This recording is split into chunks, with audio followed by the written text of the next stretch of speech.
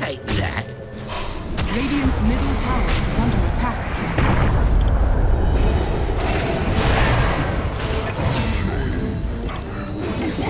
Spirits. Not rise in my presence.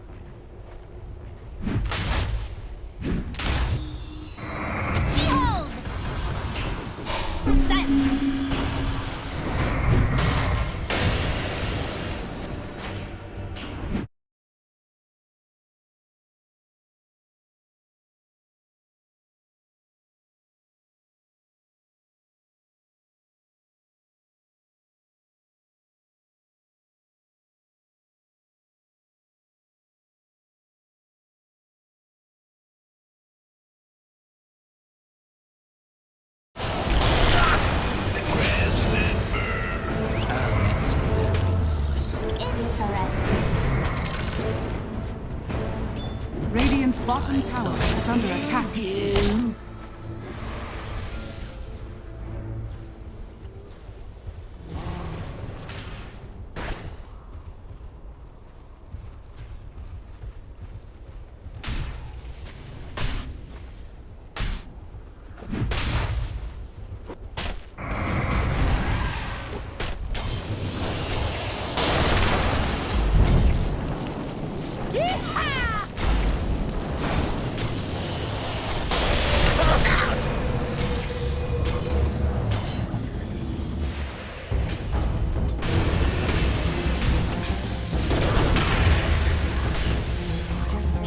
Radiant's middle tower is under attack.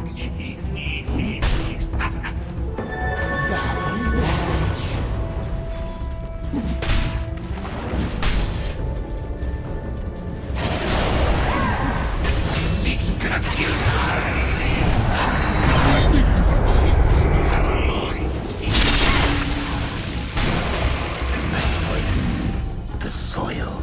Grounded. Gather round.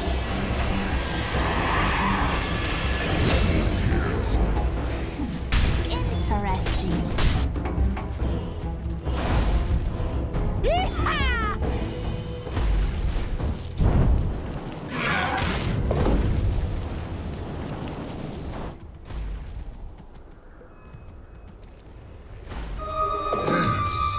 This will do just fine.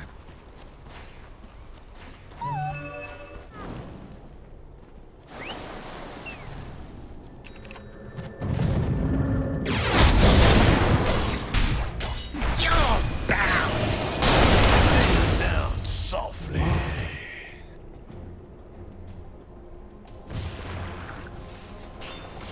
Radiant's middle tower is under attack.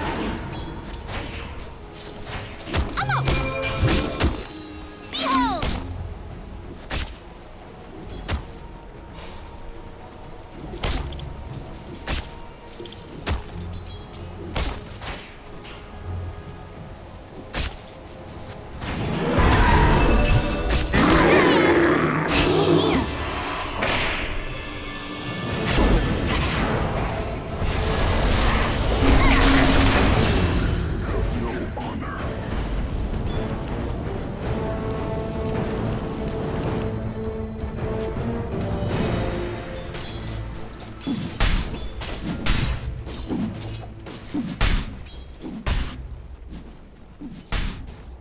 Radiant's bottom tower is under attack.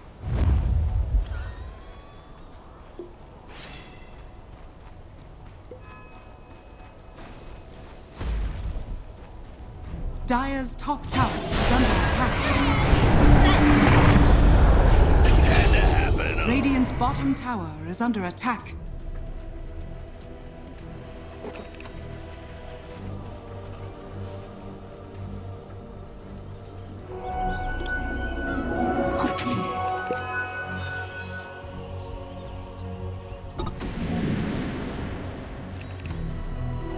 Going for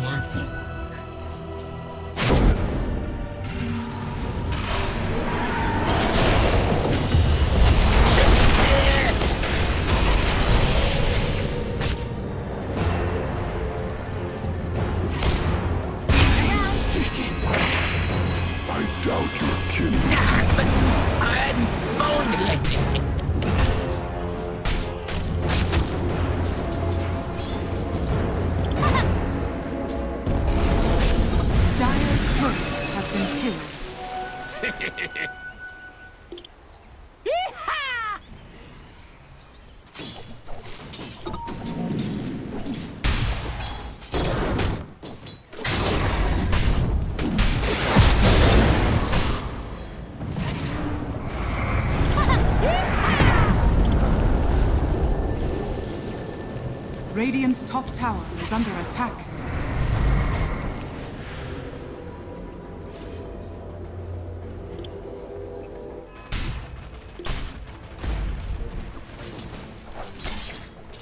Dire's structures are fortified. Radiant's top tower is under attack.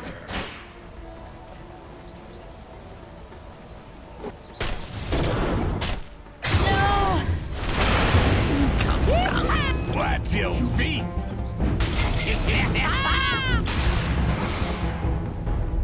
Radiant's top tower is under attack. Radiant's bottom tower is under attack.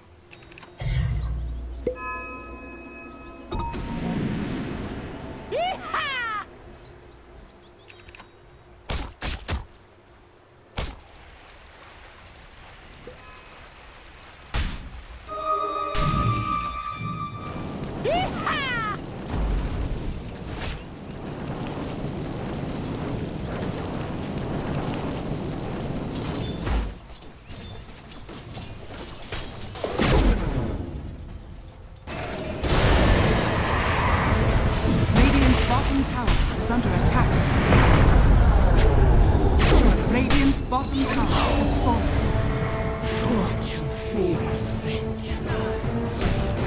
Stay near. Not that way.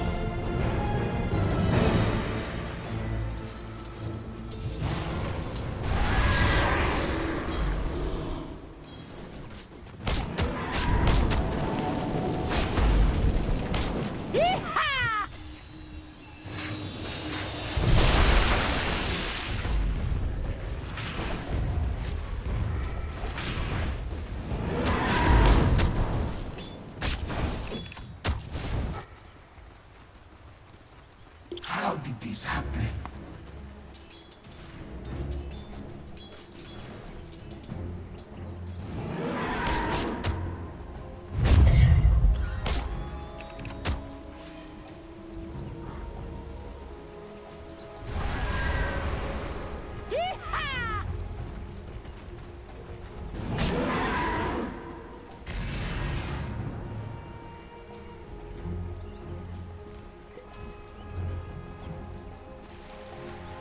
Dire are scanning.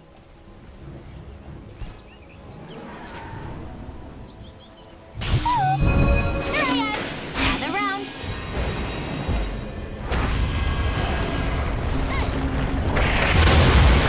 Radiant's top tower is under attack. Strange. Transformation.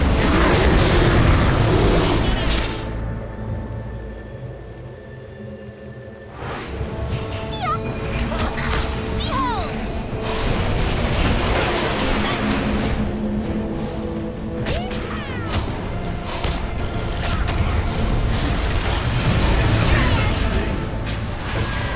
Let us swim for it. Dire's middle tower is under attack. It is so great.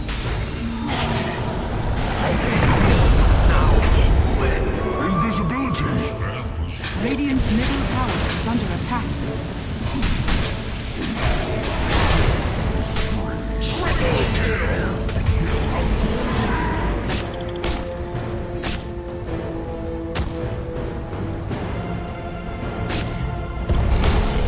Radiant's middle tower is under attack.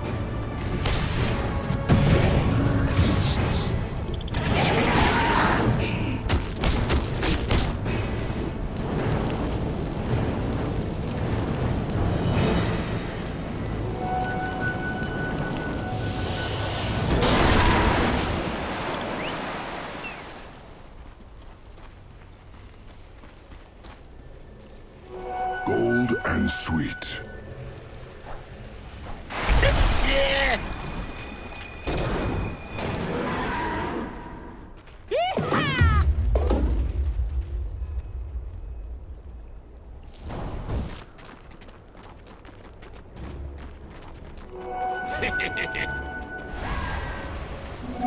As if I wasn't slippery enough already.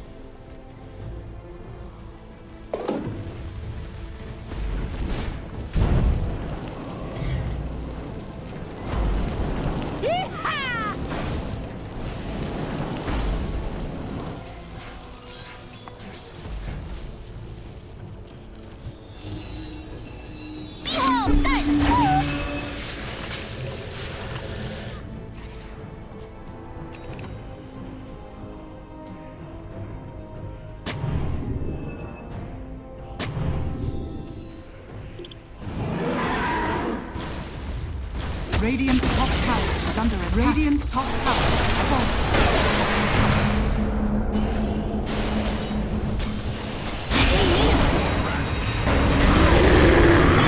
Radiant's middle tower is under attack.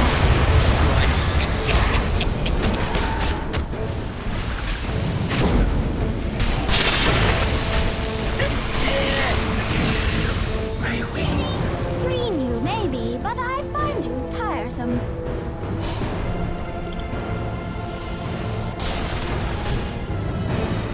Radiant are scanning.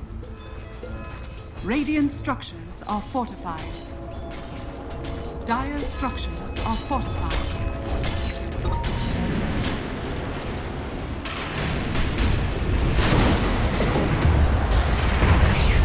Double damage! Yeehaw!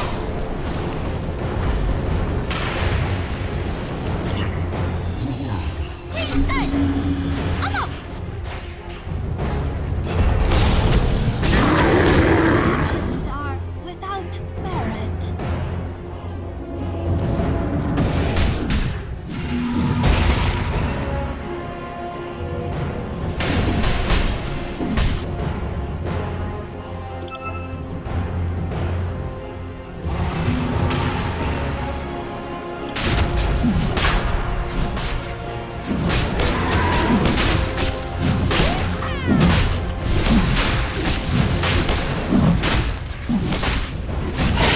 Sean has fallen to the dire.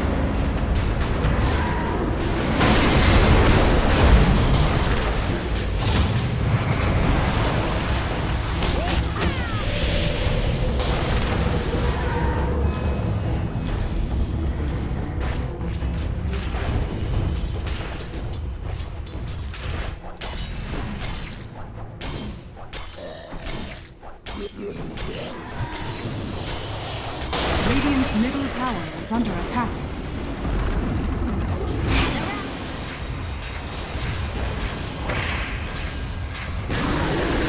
Radiant's middle tower has fallen. The world ends now. It matters not to me.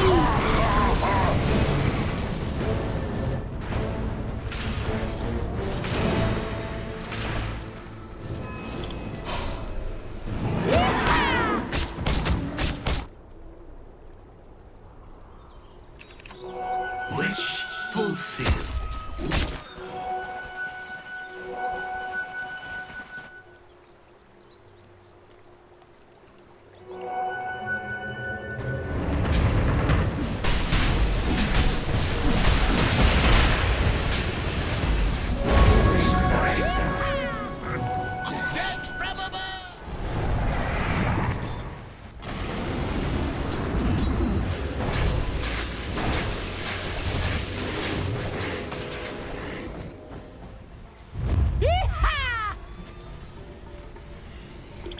Support, arise!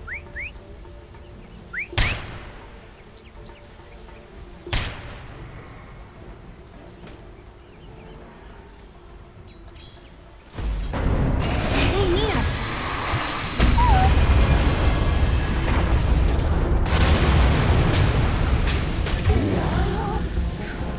Radiant's top tower is under attack.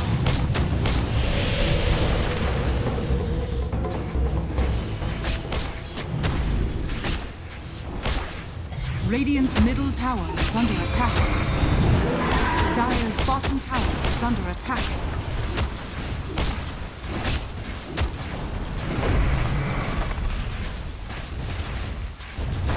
Dire's bottom tower is under attack. Radiant's middle tower has fallen.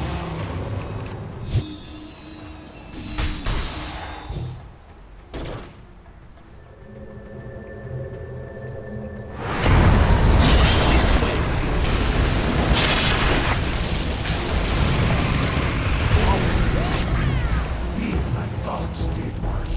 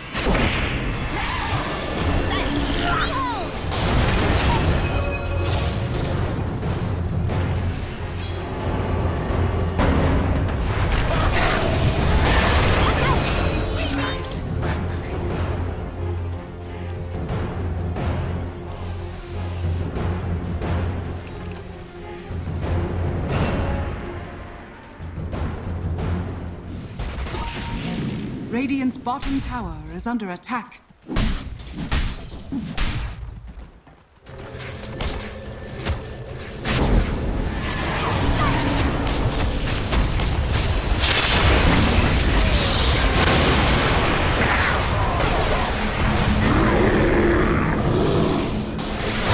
Dire's middle tower is under attack.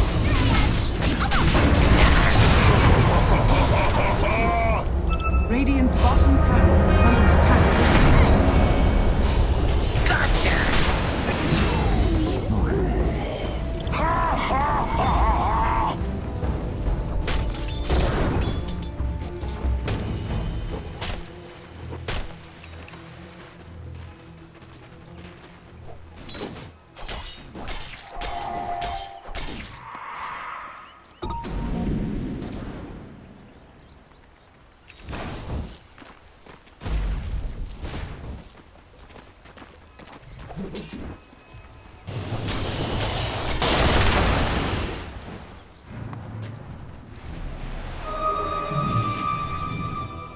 Radiant's top tower is under attack.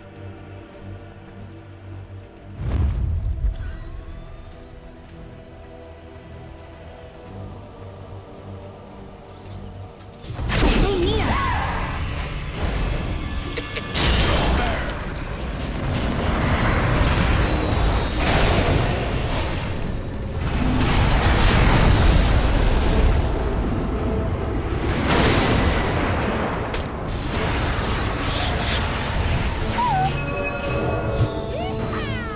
Here I am. This changes nothing. Dire's top tower is under attack. Dire's structures are fortified. Radiant structures are fortified.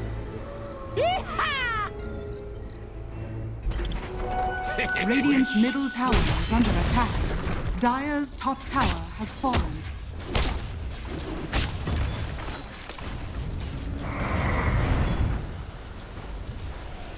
Radiant's middle tower is under attack.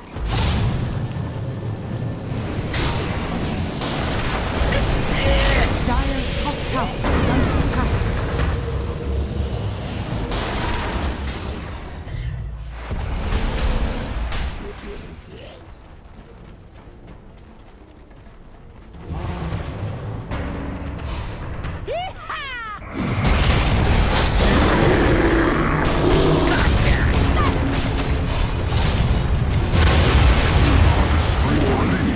Children.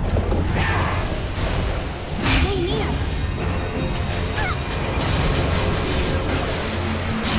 Something to show you.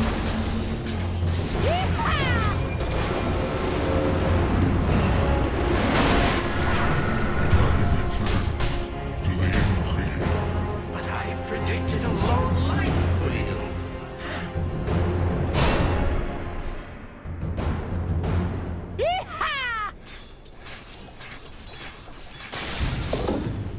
Radiant's bottom tower is under attack.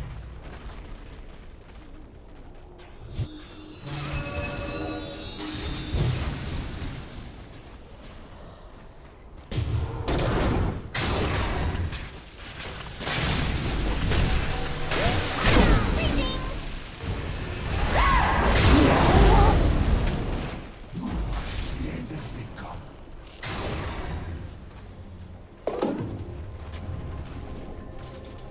Dire's top tower is under attack.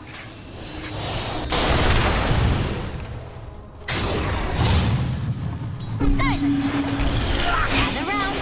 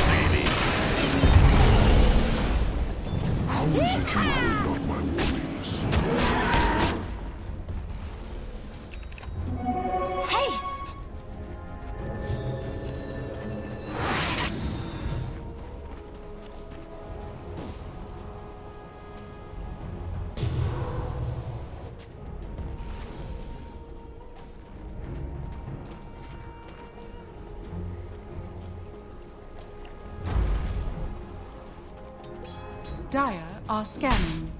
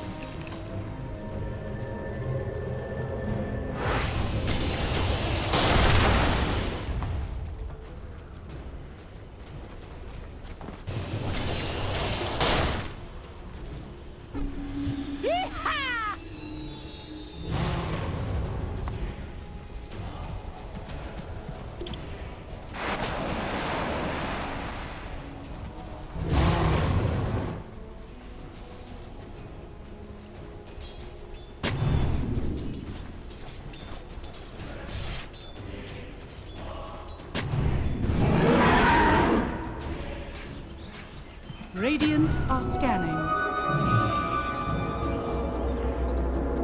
A prize! Radiant's top tower is under attack. Dire's bottom tower is under attack. Dire's structures are fortified. Radiant's top tower is under attack. Radiant's structures are fortified.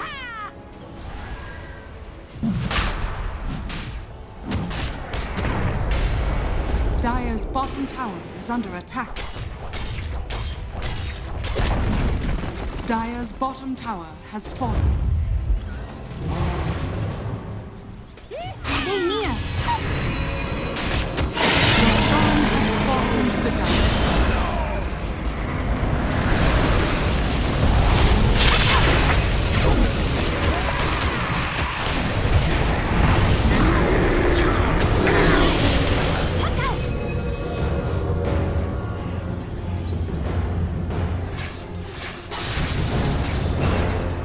Dire's structures are fortified. Behold!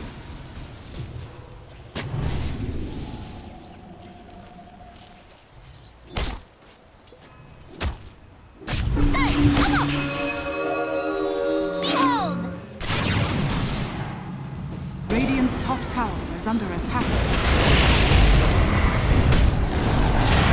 Radiant's top tower has fallen.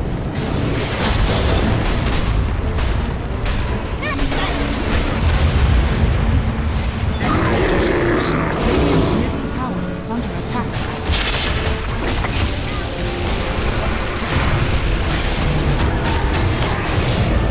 Set me against the enemy once more.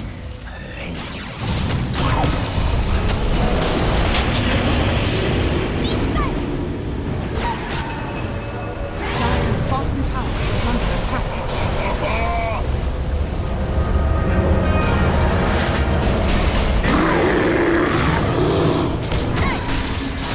Dire's bottom tower is under attack.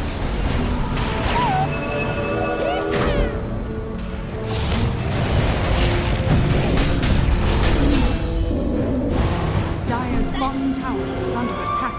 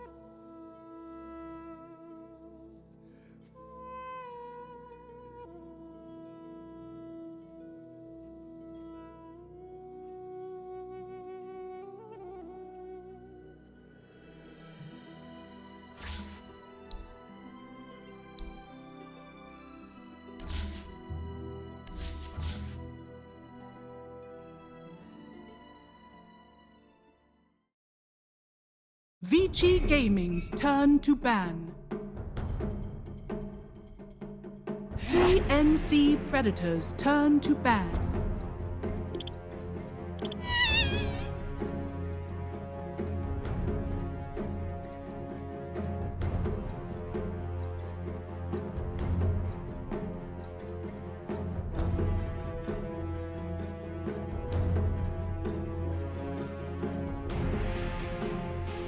Seconds remaining. 5 seconds remaining.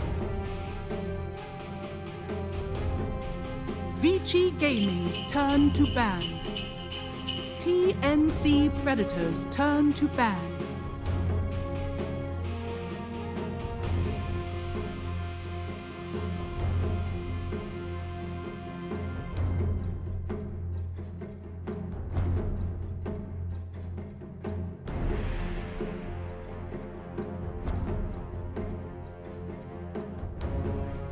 Ten seconds remaining. 5 seconds remaining.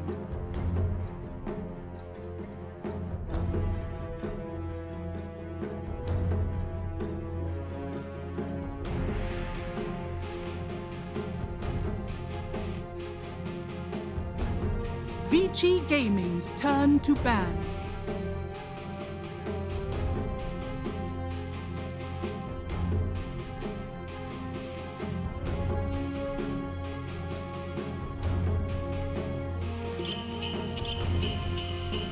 TNC Predators turn to pick. VICI Gaming's turn to doom.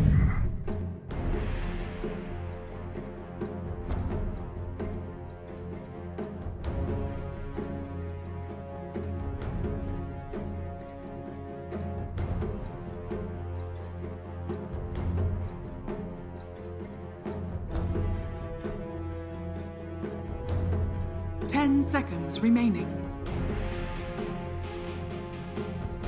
5 seconds remaining.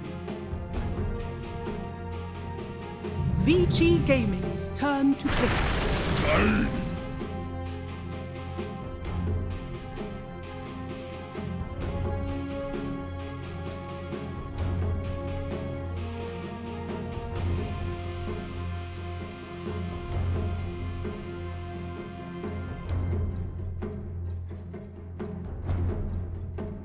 Ten seconds remaining. 5 seconds remaining.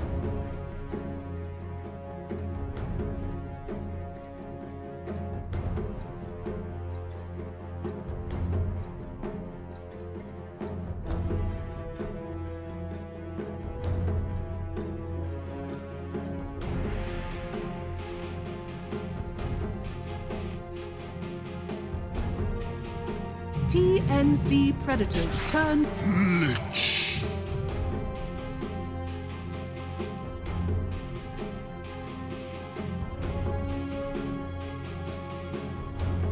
TNC Predators turn.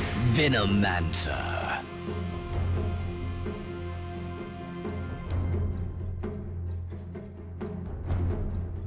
VICI Gaming's turn to ban.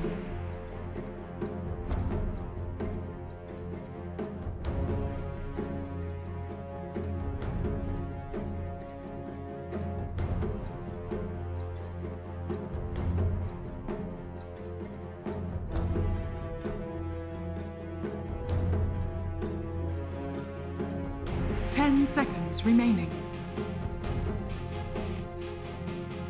5 seconds remaining.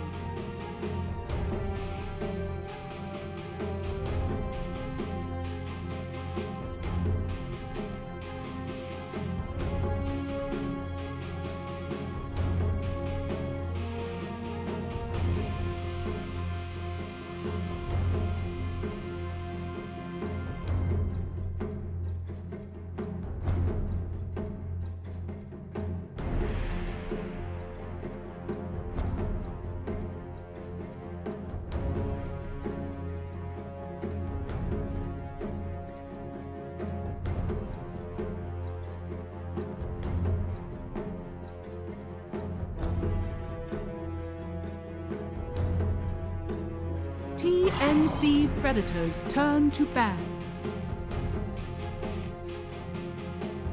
VICI Gaming's turn to ban.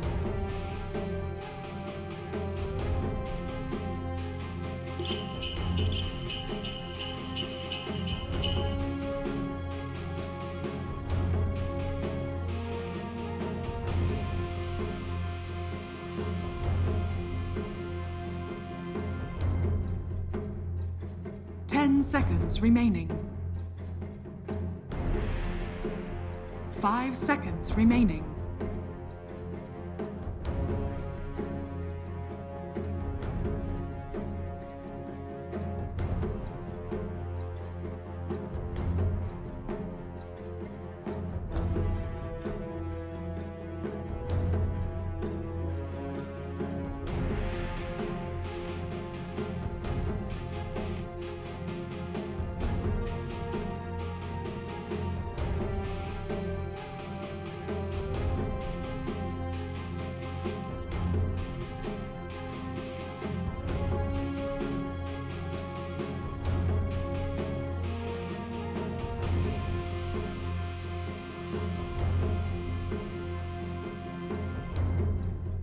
VICI Gaming's turn to pick.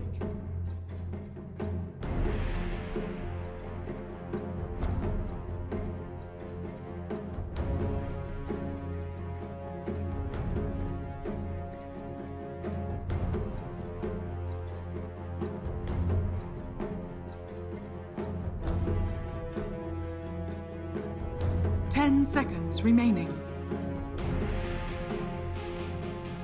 5 seconds remaining.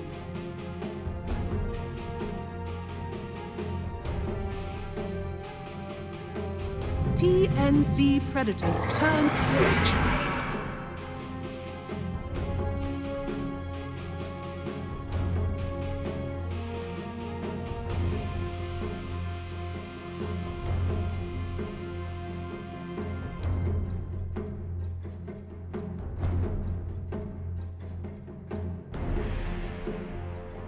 10 seconds remaining. 5 seconds VICI remaining. Gaming's turn to pick. Winter Wyvern.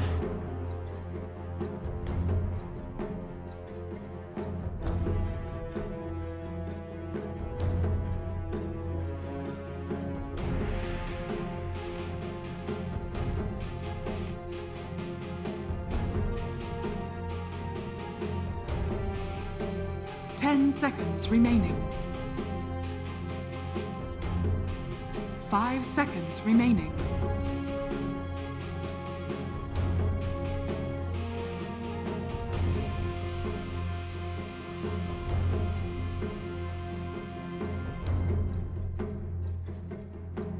TNC Predators turn. Gyrocopter!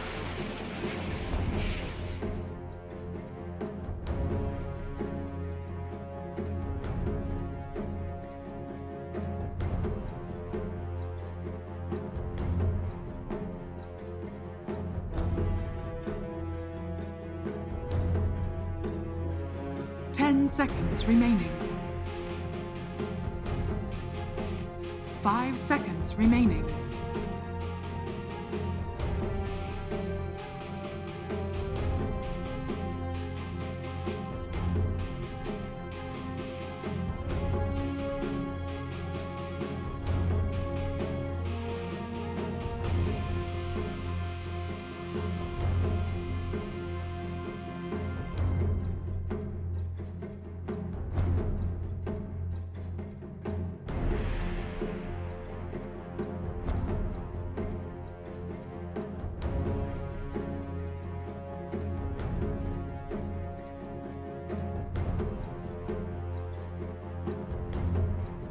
VICI Gaming's turn to bat. Admiral Concar!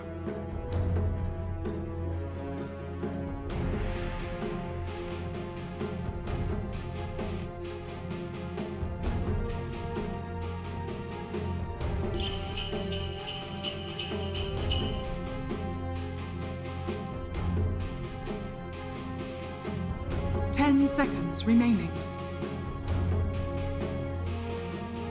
5 seconds remaining.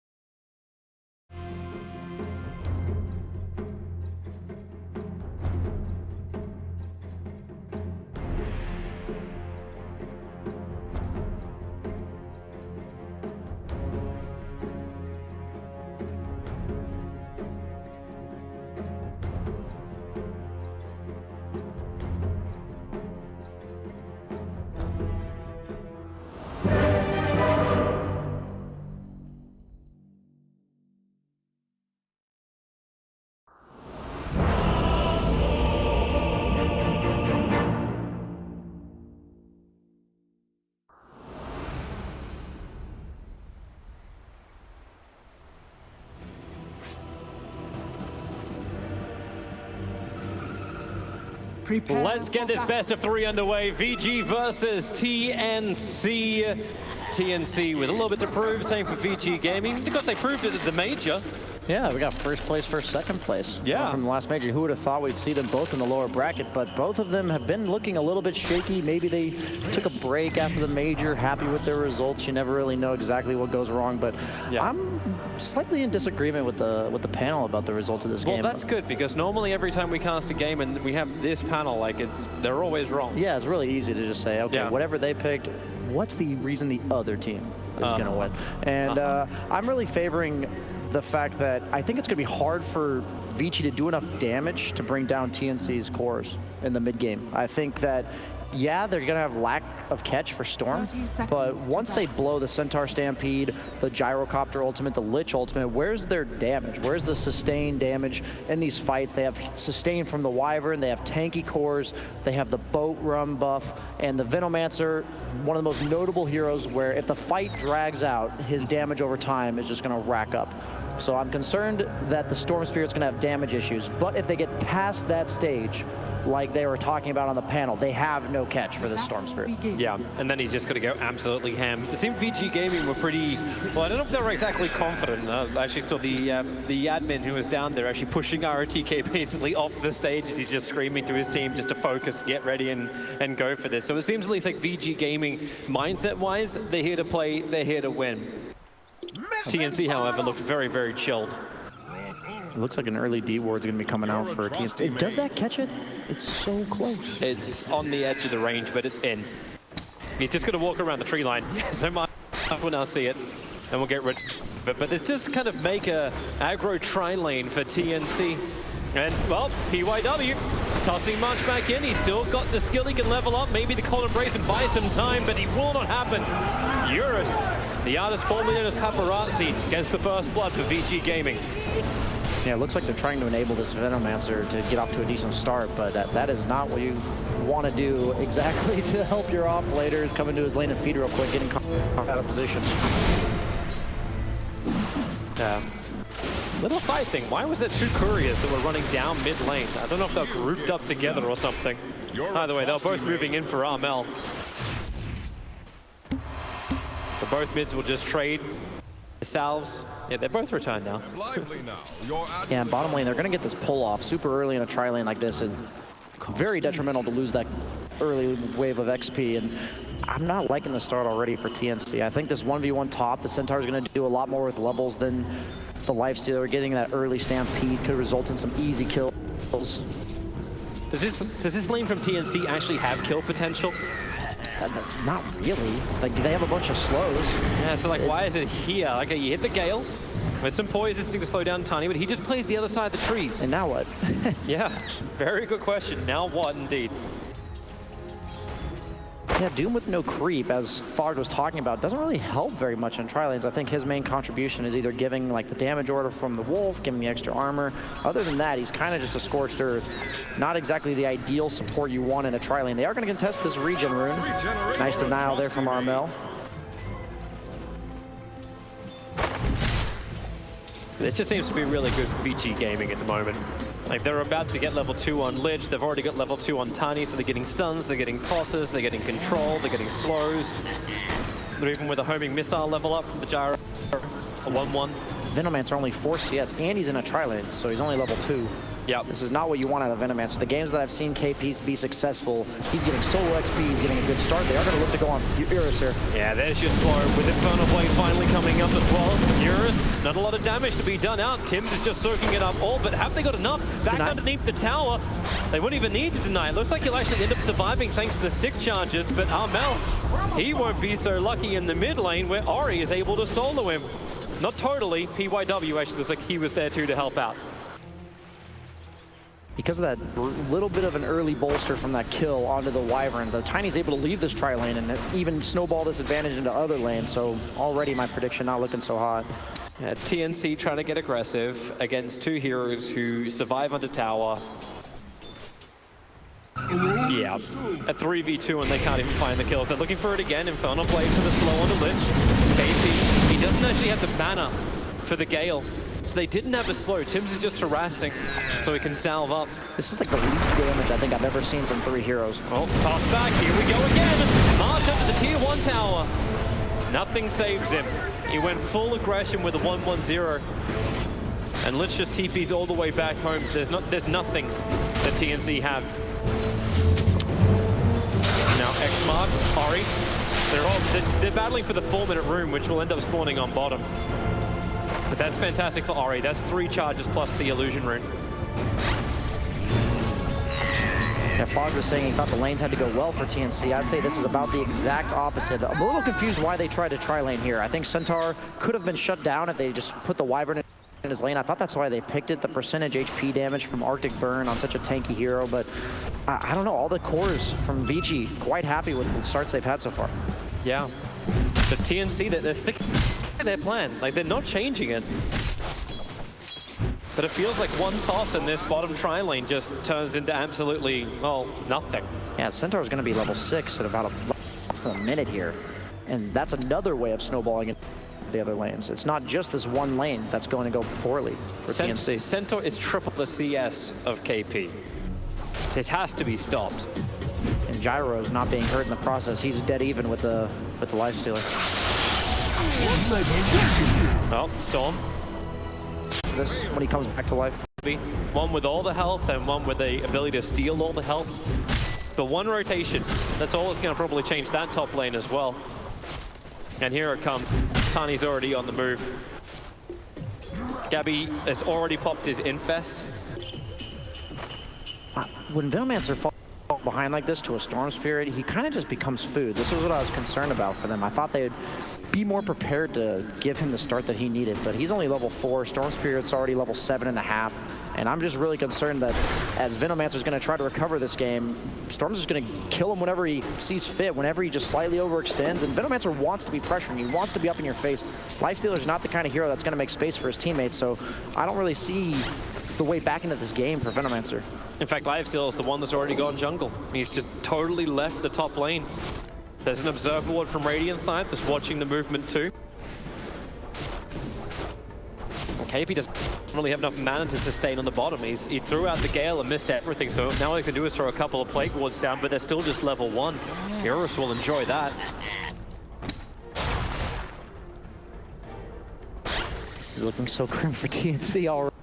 Only 7.5 minutes into the game. I think they're just going to have to wait for this Doom to get his level 6 and maybe look for a crucial kill onto the Storm Spirit. But at this point, the Centaur ultimate's kind of a pseudo counter, right? The minute somebody gets doomed, you just Centaur ulti and they get away, unless they're X. It's really their only source of catch on top of the Doom. Oh, there's that haste room from Ori. How much damage does he believe he can do into Tim? It's not enough, so he won't go after it. You're a trusty mate. Step lively now. Your admiral is on board.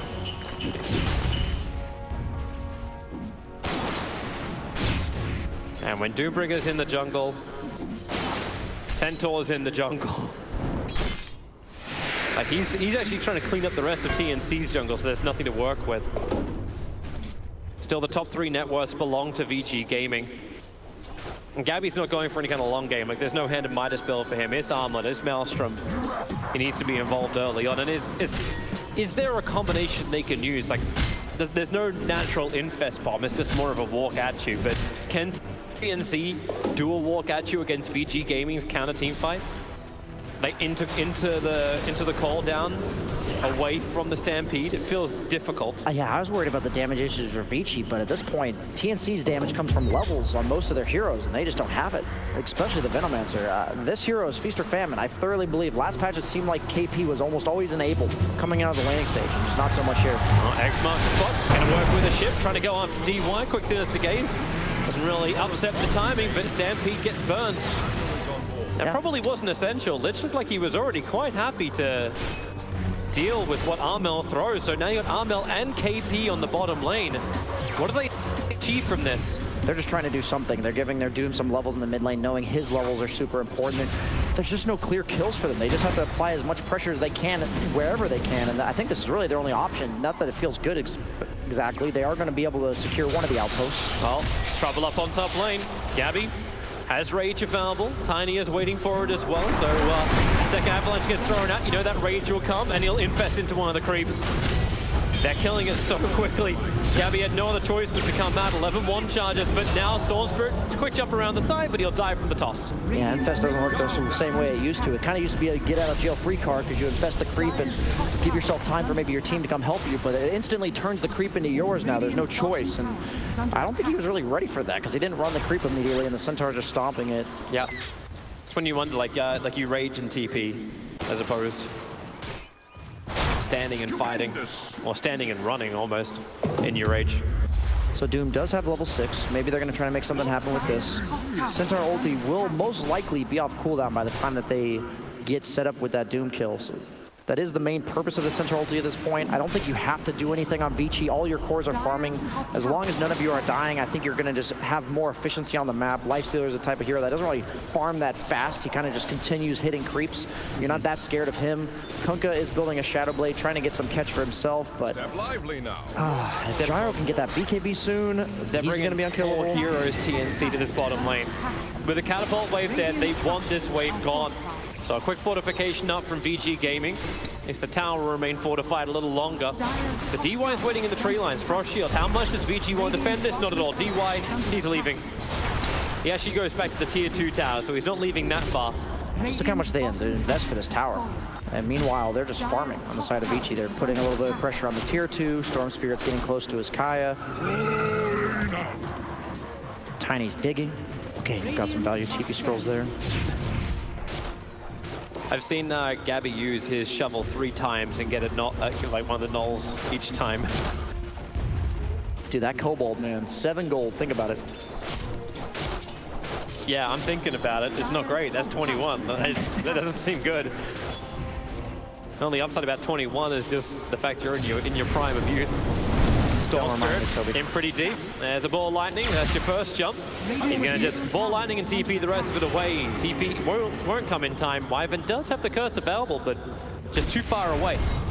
This is reminiscent of no one in the first series after winning his lane and them having light catch on the side of Na'Vi. He's just playing behind their tier 2s and tier 3s on the side of Storm Spirit, and he forces reactions, and yeah, he has to TP to base and he's not farming, but so many heroes on TNC react to that the loss of efficiency he has is not nearly as much as that from TNC. VG Gaming smoke. They're using it to run down south. And they're going to find KP. In fact, he's walking directly towards them. Puts the Plague Ward up on the hill, so he probably feels pretty comfortable about this. But they know where he is. Follow the bananas, follow the Plague Wards. That's all you really need to do. And Venomancer mopped up so quickly. There is no sustain. Would you say the Plague Wards and bananas are like breadcrumbs, you know, just follow them to the end of the trail? Kunkka almost has a Shadow Blade. That might be an opportunity for TNC, but at the same time, man, it doesn't feel like, what does he do with this? Like, who does he go on? Yeah. And then do you still have the damage output required? Gyros is going the first item BKB, as I suspected. If you just make it so they can't kill you, VICI... Oh, man. Yeah. And Ori's going the fighting build. So you get Gyrocopter, who's able to sustain and give that teamfight presence through the BKB. But then you've got Ori going after his Kaya into the Orchid. So then you've got Silence, Disable, Control. You may even avoid KP getting the Nova off. And you almost have the Blink Dagger on Tiny. Positioning must be perfect.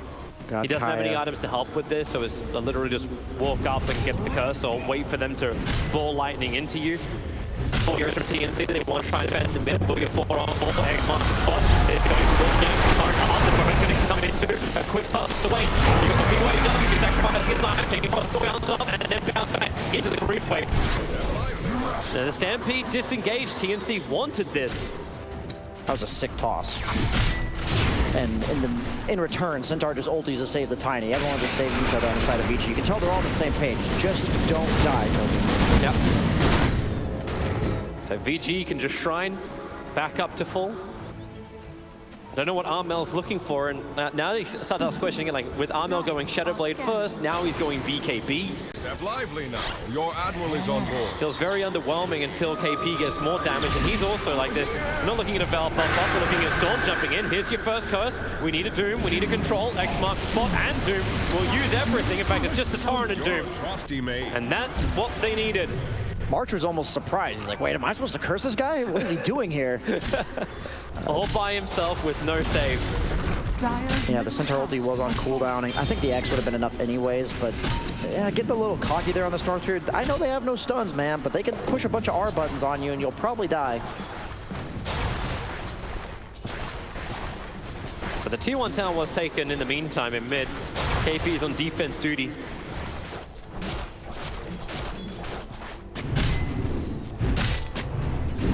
But this kill can mean so much. When Gabby gets the goal from it, building in towards that Maelstrom, just make it a little bit faster. The Ancients have already been pretty heavily prepared too. But it's the top tier 2 tower that VICI know they can push. When there's no Doom, there's no Curse. It's just a straight up window to push. Yeah, how much do they really lose out of that Storm Spirit? That, to be honest with you, like you said, they took mid tier 1 during that time. They're going to be able to take this tier 2. Full pipe on Centaur, so most of Venomancer damage or the Kunkka damage, however you look at it, is going to be mitigated in these fights. He's doing a lot of damage just with that active on the Retaliate. Oh, the TP out from March, that won't be able to work. He was waiting in the tree lines. You blew it! And Ori just felt it wasn't right. Ball lighting through it, found the TPing out Wyvern. He just wanted to split the blast to push the wave. There's so many backliners for Ori to pick on this game. You got the Venomancer, who usually doesn't want heroes to be able to close the gap through his Gale and Veno wards. Then you have the Wyvern that wants to counter-initiate. And as long as he has vision, he can jump whoever he wants this game. Going for the Orchid. That'll give him solo kill potential on almost every hero, I'd say, other than the mid. Maybe the Kunkka. Lifestealer nowadays is kind of squishy because his strength gain was nerfed. They really balanced him out by making him less tanky and more of a glass cannon damage dealer outside of the Rage. It's kind of crazy to watch Ori play defensively when he's in this kind of position. Like, Wyvern was dead. He now does TP out, walks out. They see the Doom TP bottom. They do have that Radiant ward. This ward's becoming very common. These lane wards around the outposts. Knowing that the enemy team's going to play around it, gave them a lot of relevant information. Doom's cooldown is up, so they know that if they play away from the Doom and VG. Blink, hold stomp, had to wait a couple of seconds for it. The curse will come in from March. Armel's waiting too. Chain Frost, they'll try and combine this up, but then again, there's no bounce. There's just a stampede forward. Yang goes once again, clumsy net. Out for a moment, just keeping the Tiny in position, but the boat, it's just stunning. But where is his damage output? Now Gabby might be able to do some of it, but Eurus is joining the fight as well. The Torrent doing its work on Tiny. The Frost Shield is going to wear off in a second with the Avalanche, and well, here's your jump with the damage in from Ori. They're still looking for the first kill, and Eurus is able to claim it. Venomancer KP going down. The Doom is up, and what a target to get. After all of this, the Storm Spirit will fall once more.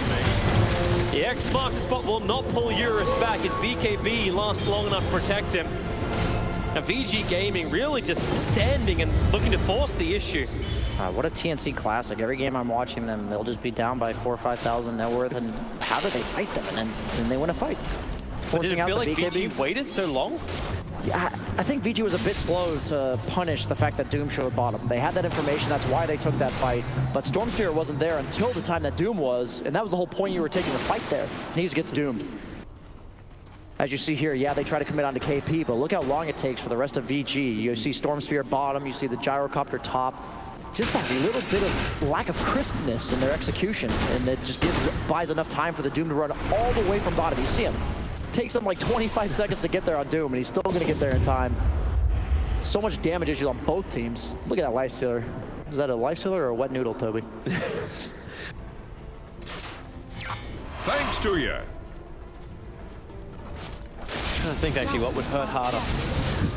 Well, he was frost shielded up on the Tiny as well as the 10 free armor from his ultimate, so yeah. Lifestealer does not do much. He does have the Maelstrom, and he is going for the Basher, so he does have a lot of these proc items that will make his overall attack speed pay off a lot. That's kind of what the new Lifestealer does. Benefiting from neutral items as well. I mean, Pupil's Gift is so good. Who do they have it on? The Radiant? They put it on the Gyro. It's very effective on him as well. The Int and Strength, very useful on Gyro. They are smoked up. 5 heroes to the bottom lane. Tier 1 tower still hasn't taken any kind of chip damage. That Doom, ward still sees so much. it just died. They just saw it, but then blink forward with the hook stomp as well as the dust. They do not want him going inside the Shadow Blade and hiding. And with a quick jump down again, they're looking for Tims. Tim's able to blink himself away, so bottom shrine will be lost. 20-minute mark. I think teams got to start prioritizing putting sentry wards in those lanes right around the outpost, because that ward gave so much information. Is he going to blink? He's going to avalanche. He's trying to cancel the outpost steal. You've got Centaur coming as well. One clumsy net versus clumsy net. Rooted up. As long as you can delay him, then another quick toss-up. Third delay. Let's go for the fourth one. Yang, you want a piece of this? Yep. Blink. Hop stomp in. He's rage TPing away to safety. Well, that just felt a bit weird. Who was making space there? I really couldn't tell. Was it the Tiny or the Lifestealer? I suppose there's two heroes that got brought to the top lane. He's actually going to Fusel on Lifestealer rather than the Basher. Kind of interesting against the Stampede. Really? It is effective damage, but at the same time, you're buying a slow against a Stampede and a Storm Spirit. So I don't know how much of a fan I am of that. It really feels like actually reaching Abyssal is a lot more fruitful. At least then you like control. Or maybe they're also worried, like VG Gaming, the curse went down and that they still kept fighting. Like it was a good 20 seconds that he just had to stand there. So maybe in that time of stun, you can't get enough off. So if these fights are long and drawn out, mana burn is better. Yeah, my concern for the long drawn-out fight for the Lifestealer is now that they have this Orchid on Storm Spirit, they should reliably, if they get the Vision Jump, be able to kill whoever they want on the side of the TNC. Can they do that? Like the Vision Jump has to mean that Winter Wyvern doesn't counter it. Like if he doesn't just instantly throw down the curse. Yeah, March's positioning is going to be very crucial in these fights. They are smoked up on both sides, I believe. Nope, just on TNC now. It's an infested Doom with War Stomp. They really just want to get a quick grab, and Ori is a target that will present himself. They see him, they know, and Ori as well leaves one Remnant behind. And he's back to the Tier 1 tower as well. Fresh Observe ward down by Tims, just out of range of the outpost. Yeah, counter smoke by VG now. They knew they're all missing on the side of TNC, so they're just trying to make sure they don't get caught with their pants down. They do have BKB ready on Gyro. That's a nice rune to grab. It will be underneath. Plague War came down a little too late. Now, Blink, hopes up, they found the target they wanted. They found Smart. Can he actually get the curse off? He is! Over on Centaur. He'll lose his lifer, but he'll buy some time to get back out. The Doom is out once again. Frost still going to work. The Sorcerer has to disengage away. Buyback did come in from the Winter Wyvern. We've already lost the Venom as well as the Doom. Where's the damage? It ain't coming from Gabby. He is just rooted down with both the net and the Stomps. DY will even survive? No. The Ticks will do their job. Dust reveal on Conquer. Where's the supporter? Tree toss. Unable to connect. As Armel tries to get back to safety. But here comes Dawn Spirit. So deep in, however, losing so much of his mana. Armel will BKB X marks. It won't bring anybody back in.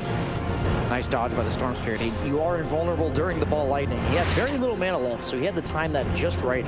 I almost feel like Kunkka should have used his X early, even if he doesn't hit the torrent, just to make sure he pulls the Storm Spirit back.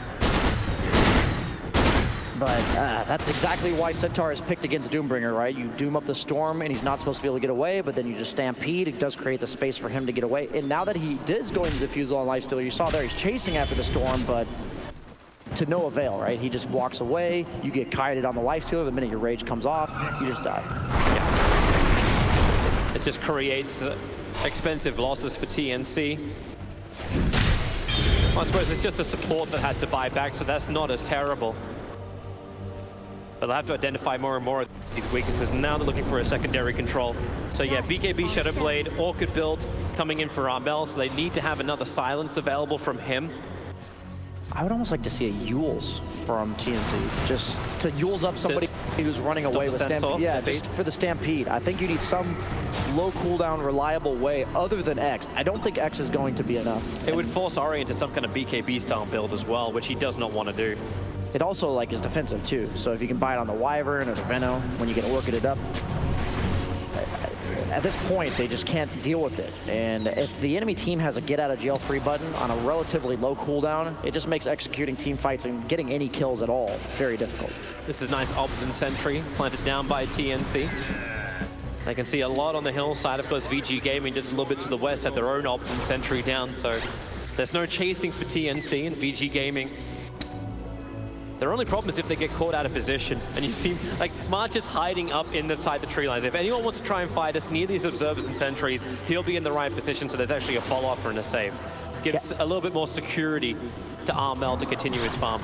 Gabby went back for a Manta. He has the Yasha. He wants to get out of that Orc, but I don't know if defense is the best offense in this game. I think like it's the opposite. And at this point, Storm Spirit, Regen Rune, Orchid, Kaya, he's just living a dream right now. This is the perfect type of Storm Spirit game. No defensive items needed. Maybe he'll eventually buy a Lincoln's, at which point you don't even mind buying that. It's an item that gives you stats, it gives you mana regen. Going to the Bloodstone. The new Bloodstone, one of the reasons why we see a lot more Storm. With those Shrine nerfs, he kind of had to be picked later on in the draft because you can't afford for him to have a bad laning stage. But obviously in this game you saw, got off to a really good start. Look at how he's allowed to play. Ball laning on top of the wave, force out the rage, and just get out of there. He used most of that regen rune just to farm for the jungle, and then, yeah. Just remind Gabby that this Storm Spirit can move everywhere on the map. We've got a couple of new tier 3 items, so the Sliver has now been passed over to the Gyrocopter. And Philosopher's Stone on Lich, even though that's not new, is relatively important on a 5 position to be able to get those free lower tier items. Get a free silence too now, so Mindbreaker is over on the Storm Spirit to go along with his Orchid. It's not bad damage either. 25 attack speed and 25 magic damage on your attacks.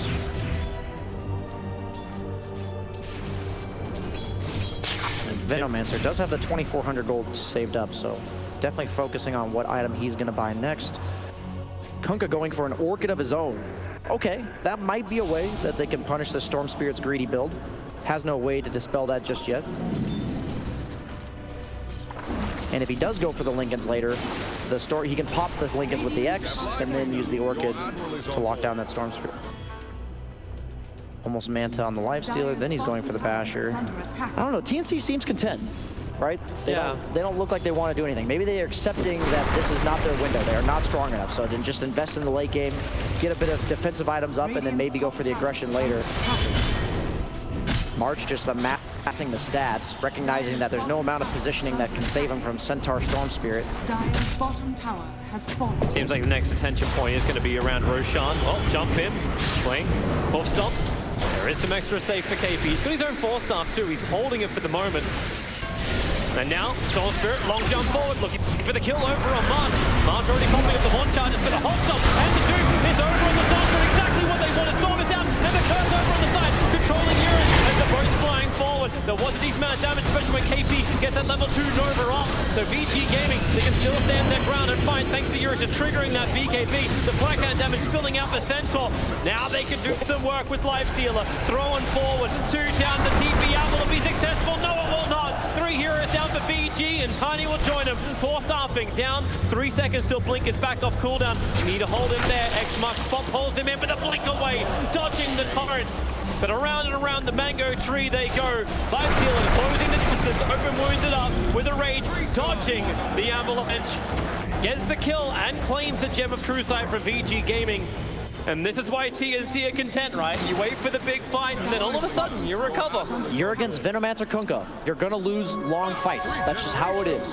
There is no counter to Venomancer. A pipe is not enough. The damage stacks up way too high. He poisoned Nova on top of the Gyro's BKB, but it's the Doom on the Storm. Maybe he needs to start saving buyback. Maybe that's the way that, like, once you get doomed up, you just buy back and clean up the fight. He invested in that Bloodstone, lost the charges, but most importantly, the Tiny tried to save his Centaur and instead tossed the Lifestealer on top of the Gyro, who was running away, got him killed. You might be able to see that at the end of this fight here. Yeah. Not the ideal way to end the fight for them. Most notably, Storm Spirit dying to the Doom at the start of the fight. That's the 3rd time in this game where you're just able to get that Doom off, and Ari controlled it. You can see he was trying to ball lightning away, but Tim's, it was meant to be difficult for him to blink in and get the Hoof Stomp, but he blinked in, attacked once, and then got the Hoof Stomp off. Yeah, he made that a little bit too easy, I think, on Ori.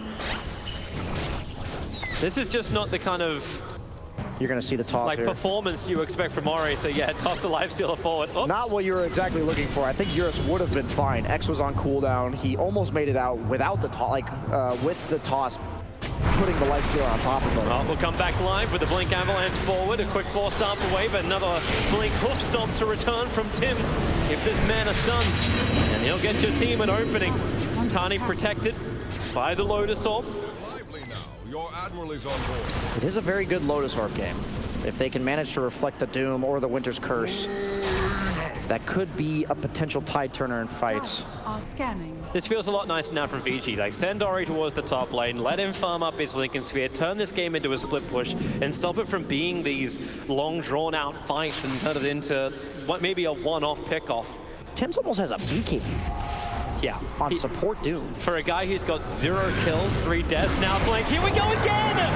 Oh, boy. X, get back over here. Centaur wants to help out with a hold stomp. They can force off him down a little bit more, but the Doom is ticking him out a ton. Over towards Roshan, but you're just sending his body back over to the Lich King.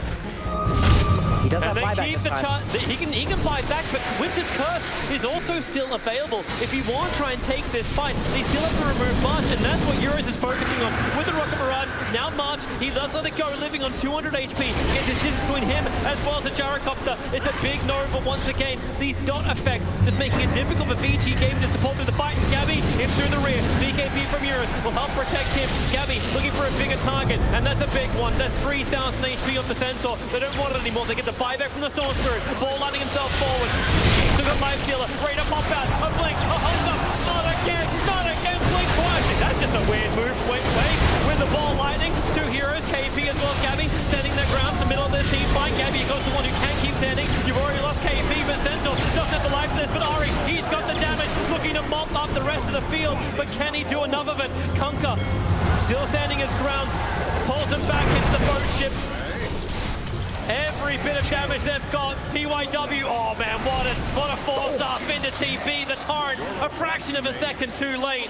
VG Gaming can bail out of this, but man, this fight felt rough.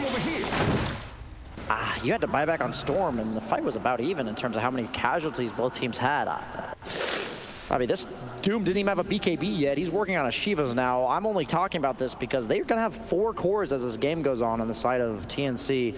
And this Storm Spirit, now that he has no buyback, they know they can all out commit to him at the start of the next fight. And he's gone this greedy build, is going for the Lincolns next, but is it too little too late? Has he fed too many times? 5 deaths against no stuns with a good start. Get to watch it again.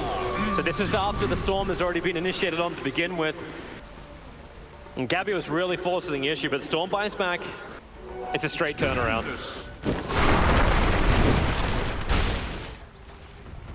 It's the fact that Tims can keep doing this. It's just the damage issues, I think, for VICI. Like, once these BKBs come out, who does damage on the Radiant side? You're seeing there, the Rage Lifestealer is invincible. Once he comes out of it, yes, he's gonna die. But they have the BKB on Kunkka. Yeah, it's shortening in duration, but they have the new BKB on the Doom. Venomancer has the Force Staff, the Lotus Orb, the Pipe, all these survivability items that are meant to drag out the fight. That's all you have to do when you have a Venomancer. Hey, at least VICI's smiling through it. Like, they seem to be having fun during these fights. Isn't Dota always fun, Toby? Not always, no. It definitely is okay. not. Sometimes it's very rage-inducing. I can't relate, you know, I'm always just trying to keep it PMA. Uh-huh. As I'm sure it looks like VICI is as well. Try and play some lower tiers. I suppose your bigger problem is just having to queue. They are going for the Heart of Tarask on Kunkka, so that's also... He's level 25, by the way. He has the Ghost Ship fleet. 33 minutes in, already jumped to 25. Sure, you'll take that. No Yeah, XP. he's been like the last one standing in a lot of these team fights, so that just leads to a lot of natural XP being given to him. Doom also level 18. He's so far ahead of everyone else. Like, you got 22 as the highest level of the Storm Spirit on Radiant side. I suppose the biggest sacrifice is just March, level 13, 33 minutes in. Not a fun game for him. Maybe he can live a little bit longer once he's got the Glimmer Cape. The VG Gaming, they want to try and find a kill. Smoke up, movement again. I want to point out that March does have buyback, so even if they manage to jump him from behind here, he can just immediately buy back TP to the Shrine. Ready to go, smoke up as well. From TNC, the only one not caught in that is KP. Double damage. That is exactly what you want going into this fight if you're TNC, not if you're Centaur. X-Smart, Torrent, look at him just run in there. Lotus Orb is adding the extra protection at the moment. A quick bash, Tims unable to get that perfect hook stomp, and with the Stampede, Yang wants to re-engage, but Tims, he's ready to go. Triggers his own BKB, a quick little toss away. It's a short-range toss. They look for a bigger target, called down, another disengagement. Another ship continues to come in, and Gyrocopter's BKB is being wasted by the curse, while this ship, the fleet, continues to roll forward. Does not get the perfect chain stuns. Nova catching out on 2. One will go down, Storm Spirit trying to catch the back line, gets the silence over on the wind. Remember, there's no curse, and Tiny will buy back. The TNC starting their own reset with the Lotus Orb. They'll collect the homing missile back again. Just TP'd home, so you can see the VG want nothing more to do with this fight. All the 35-minute bounty runes. Do you know, does the Enchanted Quiver proc on everybody on Dire's Kunkka? bottom tower is under attack. Like, does it Dire are cleave scanning. the Enchanted Quiver? Because he's holding on to it. Why else would he have it? Radiant's top I'm watching tower this. is under attack. Come on, hit something. If that's actually what you do with like Tidebringer, is this like the new Crystallis? I can't tell. I mean, he must know this, right? Why would you have an Enchanted Quiver as one of your items on Kunkka? Very good question. That's something I'm definitely testing at the end of this game. Doom is ready to fight in mid. He just wants one person to come and try and farm up this wave, or they find someone else, like they say Ori. Mr. BKB. He's completed that. Now Ball Lightning forward. Cutting through the tree line. He's so close to TNC. A Ball Lightning is right at the top. Tim's trying to let the war stomp out. Your atrocity, mate. That was just a fraction of a second too late. Where did I go? Thinking about Roshan. We're Radiant 36 minutes in the first. Roshan still has not been taken. Feels dangerous to do so, though. Like, whoever starts this feels like they're going to be at a disadvantage. As I've already mentioned, I think VG's problem is they can't really win the fight in the first few seconds, and you're against a Venomancer. So what is your solution? I'm going to kind of learn something myself this game if VG manages to pull it off, because if you can't win the fight that quickly against a Venomancer, how do you sustain through it? What are you going to do that allows you to win the fight after 25 seconds of taking Poison Nova damage, Poison Sting damage, just the poke damage over time, the double rage of the Lifestealer, the boats of the Kunkka? There's so many ways for the drawn out fights to favor TNC. Will we see some level 30s, Toby? We haven't seen any yet. I think we will on Kunkka. He's just hit 26. It takes a long time to progress. It does. But March working his way there, getting the Cobalt from the shovel. God, can we actually, for once, actually see like the Torrent AoE and then give him an admin as well? Like, honestly, once you get to level 30, those talents, if you're not going to go the talents, there's really no way you're seeing an Acceptor, right? But the talents just amp up that Acceptor Torrent potency just significantly. Torrent damage plus the AoE, then he'll get his extra cleave too. Like, this Kunkka will be brutal, and maybe he can then drop the Enchanted Quiver. Dire's bottom tower. Because it's definitely not going to be a third Roshan that gets him there.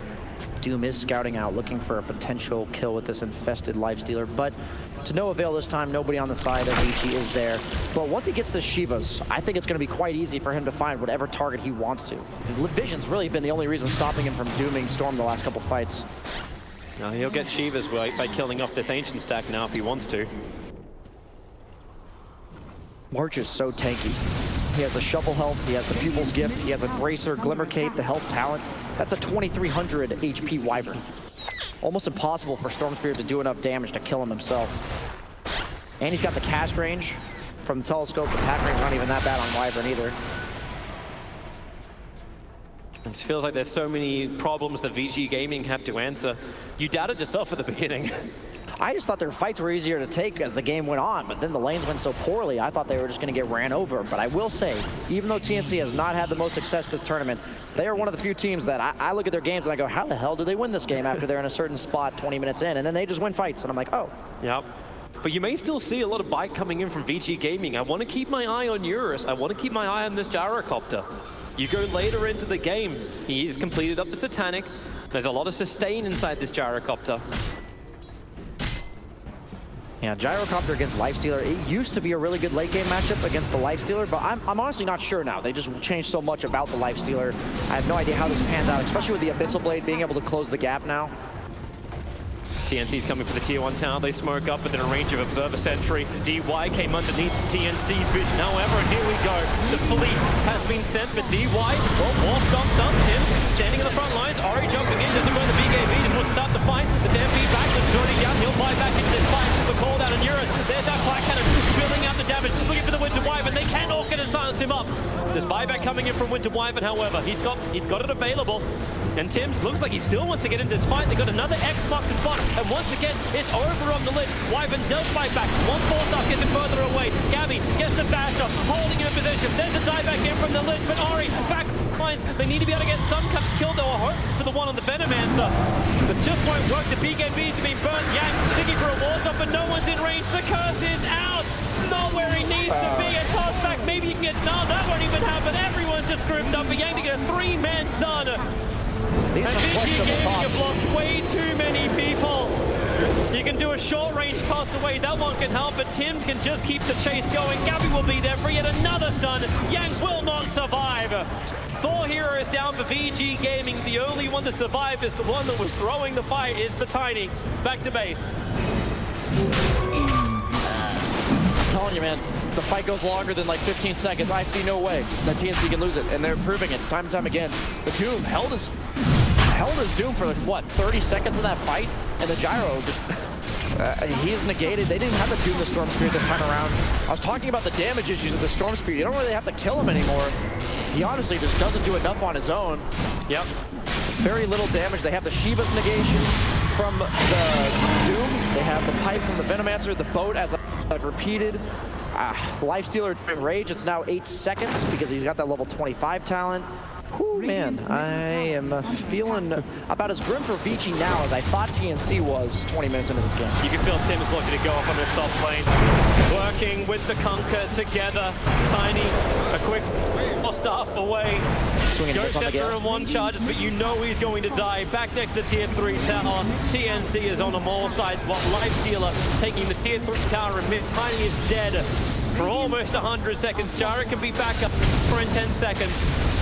But if VG Gaming want to mount a defense, they'll have to buy back on the Storm Spirit. Something they can't do. They have to let the mid-racks go.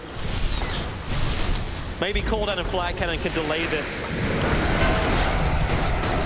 Oh god, Gabby really doesn't care. Rage is up, doesn't even need the Lotus Ult for protection. Gets the bash over on Eurus. Yang, what do you want? Pop stomp. It was a good one out from Yang. Now with the change across, TNC, large amount of damage, the curse, looking to reset. It's Yang who can tank through all the damage in from Eurus with the Nova, catching the Storm as well. The Storm Spirit, now he goes for the long jump forward. They need to get the kill over on Gabby. He's got the Aegis Immortal. Even if you do get this, it still won't be enough. He jumps inside of Armel. A disengage from TNC. They got exactly what they wanted. Honestly, I think Lifestealer's late game is better than it ever has been with the new changes to his attack speed, base attack time, as well as the Infest works, healing your allies, giving them the movement speed to help you get away. I don't see how they ever killed this guy. That's some ballsy plays from Ari. So easy to get caught out. And here we go again. Blink. There's your War Stomp. Nicely done with the Hot Stomp from Yang. Just look for that extra control, combining with the call down. TNC pulling Tips back in again. There goes Doom. Unable to get that ultimate off, but the Storm Spirit caught in the back lines. March doing his work once more. And Yang X marks the spot. Dragging back in as the ships come arise. Man, from TNC. And Gabby just going in deep over towards DY. He'll bring him down. Is there a toss back? Yes, back into the fountain. They keep DY alive. Gabby was in pretty deep. And now Storm Spirit wants to punish it while the Rage is down. But no, the Cold Embrace. They can just reach him. Tim just BT to the front line soon. And they can get the Doom off. They can get the control. Storm Spirit needs to keep the jump back. He is able to do so. Doom is still available for him as Storm goes for yet another jump march. Way too much damage having to battle through all these remnants. Gabby still with the Aegis Immortal intact. Dire's bottom tower. The sustain is unbelievable for TNC. They take the mid-ranks, and it seems for now, they'll wait for an opportunity. They're not backing up. They just want someone to be too close. And Tiny looks like he's going to be that target. Armel, torrenting, able to connect over on the Tiny. Anyone want to jump? It's under attack. Another X marks spot. Gabby will walk up towards the high ground. A bit of ways available, but they don't have the extra information, but it won't matter. The fleet. Can't keep the Suns chained onto the Tiny, at least. Now they'll back up. Now they have a Shrine to kill and a Roshan to start thinking about in 4 minutes and a bit. It's under attack. Eon Disc now on the Wyvern. I just like to imagine what's the series of events that VICI wins a team fight. And I think there's just going to have to be some crazy amount of chaos because I don't think there's any on-paper way for them to easily win these team fights. Now down by 14,000 gold. It's Eurus's item. Oh, it's the ability to actually get the rapier up and running, but they can't even get out to get the next items from the jungle. Yeah, this rapier could be a game changer, but then again, you're just against Doombringer, right? And hey, Lifestealer kind of just wailing on you the whole time. Yeah, he doesn't do honestly all that much damage, but you can't really kill him. They're smoking out. They want to try and come and fight once again around the cliff top where TNC have vision down. They see the conquer, but that's a hard AC. It's a great double hook stop combining with a call out. A lot of damage from Sophia. The chance to get for the card, but to turn it around. Euros and VK easily to take through a little bit of a KP, dropping down low. Does he get the no drop? No, he does not. So maybe this is the same where he has got, but then again, buyback coming in from TNC. The Centaur's having a hard time getting away. Just throw him out of here. They need to disengage. Tiny, be the sacrificial lamb for your team. The Ghost Scepter will make him work for it. So they buy some time at least. Blast it? Okay. Oh, Armel was pump faking. He still didn't hit him. Yeah, he still had Aegis for that fight. A little bit of a weird timing by VICI, but they did force the buyback on Venomancer. The fact that he wasn't able to get Poison Nova off was really the key for VICI, but that means he still has it. And now he has the magic lamp, so if he's just spamming the R button, I think he'll be able to get it off. Hook stomps and call down once again. Clean up as much as they possibly can. VG keeping TNC out, but the buyback from Tiny, committed. Aegis expired, so they have to be a little bit more careful. Lifestealer, no buyback. He did buy out, I believe, for the MKB. Yes, he did. Flying out to him right now.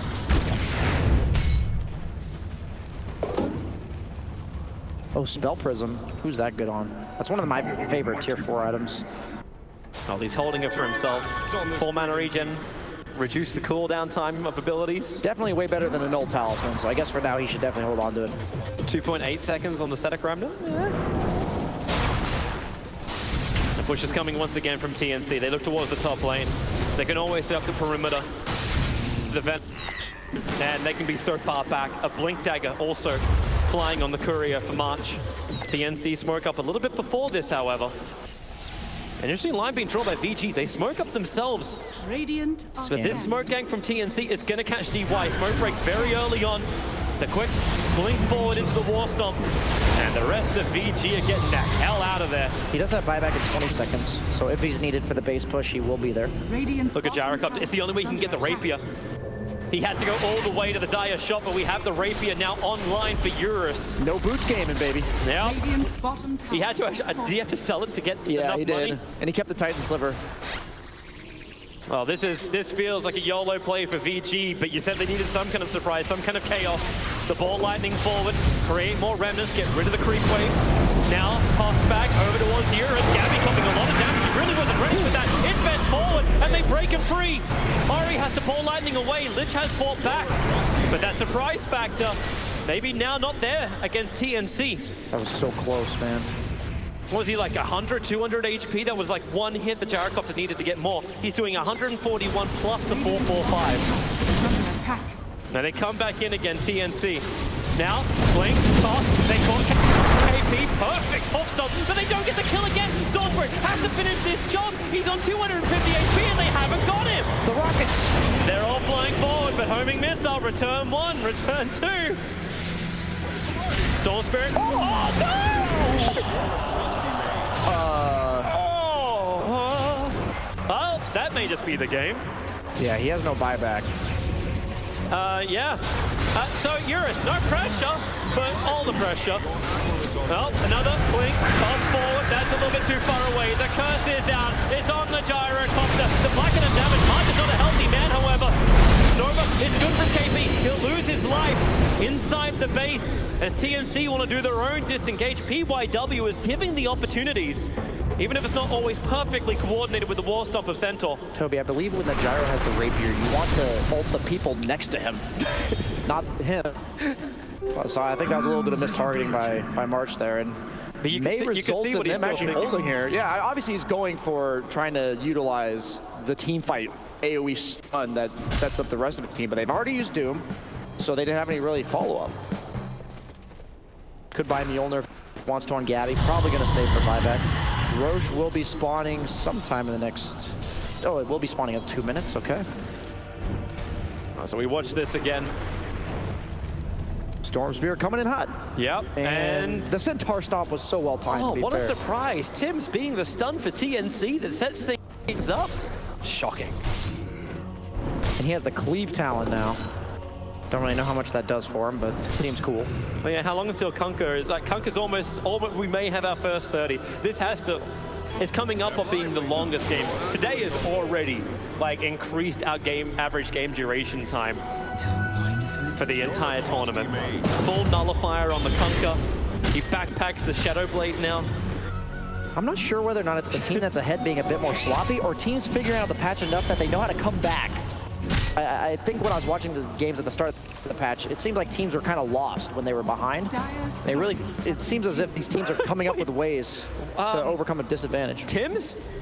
What'd he do? He just sent his courier with 2 Observer Lords and a Sentry directly at the Gyrocopter for him to kill. That's an alpha move, Toby. Oh, okay. You gotta know how to establish dominance. Oh, we got new items which are up, which don't have to be delivered by couriers. An Aghanim Scepter for the Doombringer, and a full Mjolnir has to be completed for the Lifestealer. Sorry, Scriff. Okay, Ags, that's a 1.75 second stun on a 4-second cooldown for his Infernal Blade. You get the other Aghanim Scepter, which is on Centaur. So this is even better for VICI Gaming to potentially get their Gyrocopter out of safety. And Gyro is just full committal. There's no other choice when you have this Rapier. Well, he's got the Ninja Gear on Lifestealer, so it's almost gonna be impossible to ever catch him. He can replace his boots kind of willingly because it gives movement speed. Step lively now. VICI Gaming have to get home. TNC's creep wave will push in. Now all of VICI are up on top. And they're gonna smoke. What they do, look at a fight, they're gonna lose tier 4 towers for this. Are they gonna fall for this new Venomancer illusion? No. Okay. They were conscious enough to know their smoke did not break. Roche is up. Are they gonna sneak it? There they are. They are. If they can get this onto the Gyrocopter, this is gonna be huge for them. Aegis as well as Cheese. And TNC, they must be wondering what the hell's going on. Doombringer's TPing out to the way, but he's still running forward. This is so big for VICI Gaming. This will actually give him a chance in the next fight. The Aegis Immortal is on the Gyrocopter, and everyone is TPing home. They also have buyback on the Storm Spirit again now. 2 lives against the Doom. That is the ultimate counter, as we talked about yesterday, but once again, you know, you have these ways to survive, but how do you kill them? I guess the Rapier, but they've been doing such a good job so far on TNC of kiting you around. They have the E-Blade coming out on Venomancer. That'll save his teammates. They have the Cold Embrace from Wyvern. There's still so much for TNC. You're right. It's only 23,000 gold, like 33,000 experience advantage for TNC. But this is Dota. Both teams are still in it, 52 minutes in. That might be the most accurate statement you've ever made, Toby. Thank you, I think. You're welcome. It's kind of like a backhand compliment, but I guess I'll take it. Gyrocopter. Yeah, this has to feel so odd, though. Eurus is your front liner.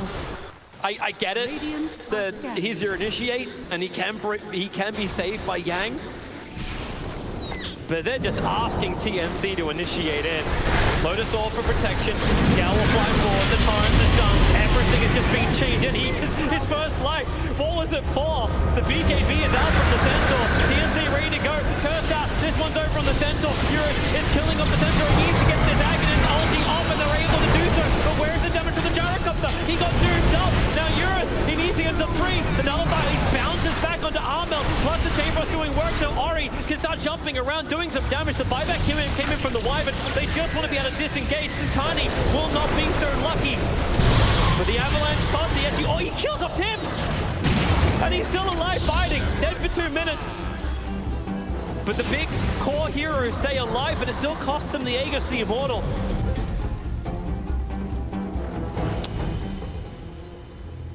I'm so surprised that they were able to get Gyro out of there. The toss, the Centaur ulti, he was nullified.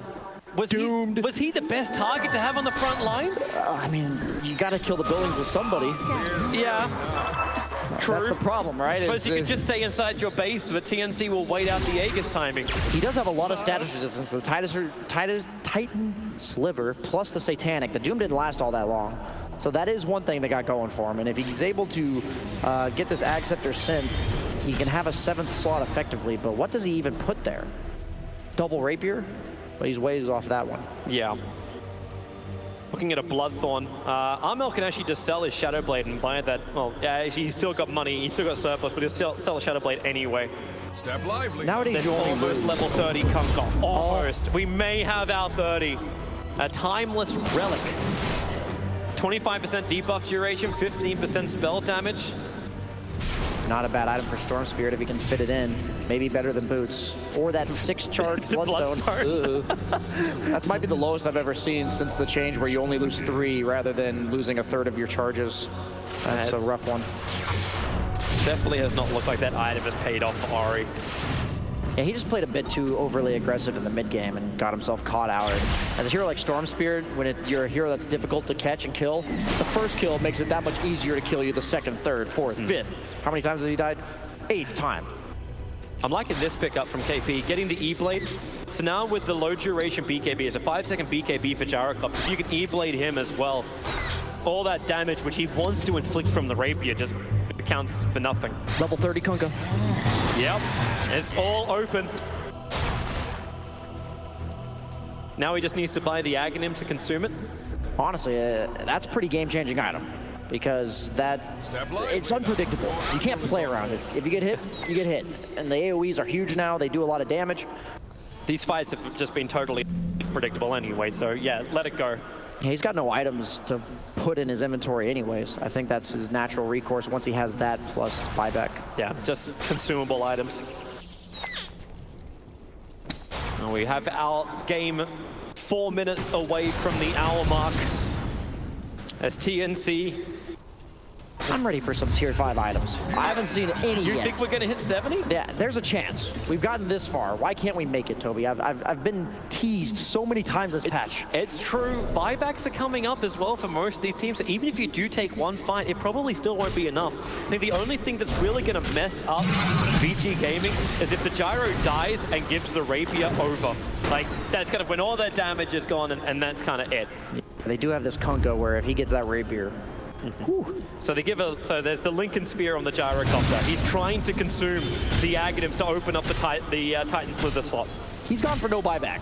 Yep. He's all in. Oh, he yeah. dies. Yeah, you maybe could have picked up that Rapier with your buyback, but He's just banking on the fact that he has to live through this one time. This is balls to the walls. That's what this is for VG. They smoke up. They want to fight again. You talked about this from VG. Let's not wait inside of our base, but not around this hillside. So much vision There's for been too TNC. many times that a battle has happened around that hillside. So Yang will push the mid lane towards the tier 2 tower. Who do you jump? Courier? Courier's going again. It's Tim's Courier has done this now a second time, but it's just scouting. It's game information. You He's realize killed them all. he's actually using it to plant wards. Because once you're 25, you can use wards before you're level 25, but that's actually what he's doing. So I realize that now that he is not just casually feeding his courier. He is trying to plant wards with it. It just keeps ending up on top of the VG Gaming heroes and walking towards them when it goes. hey, it's better the courier than him. So I guess that's what he's thinking here. Yeah, I can't disagree with that. Late game for supports, that's kind of nice. You no longer have to have wards in your inventory. Will we potentially see like the Meteor Hammer couriers, as Black said in the back, Radiance Shadow Amulet couriers?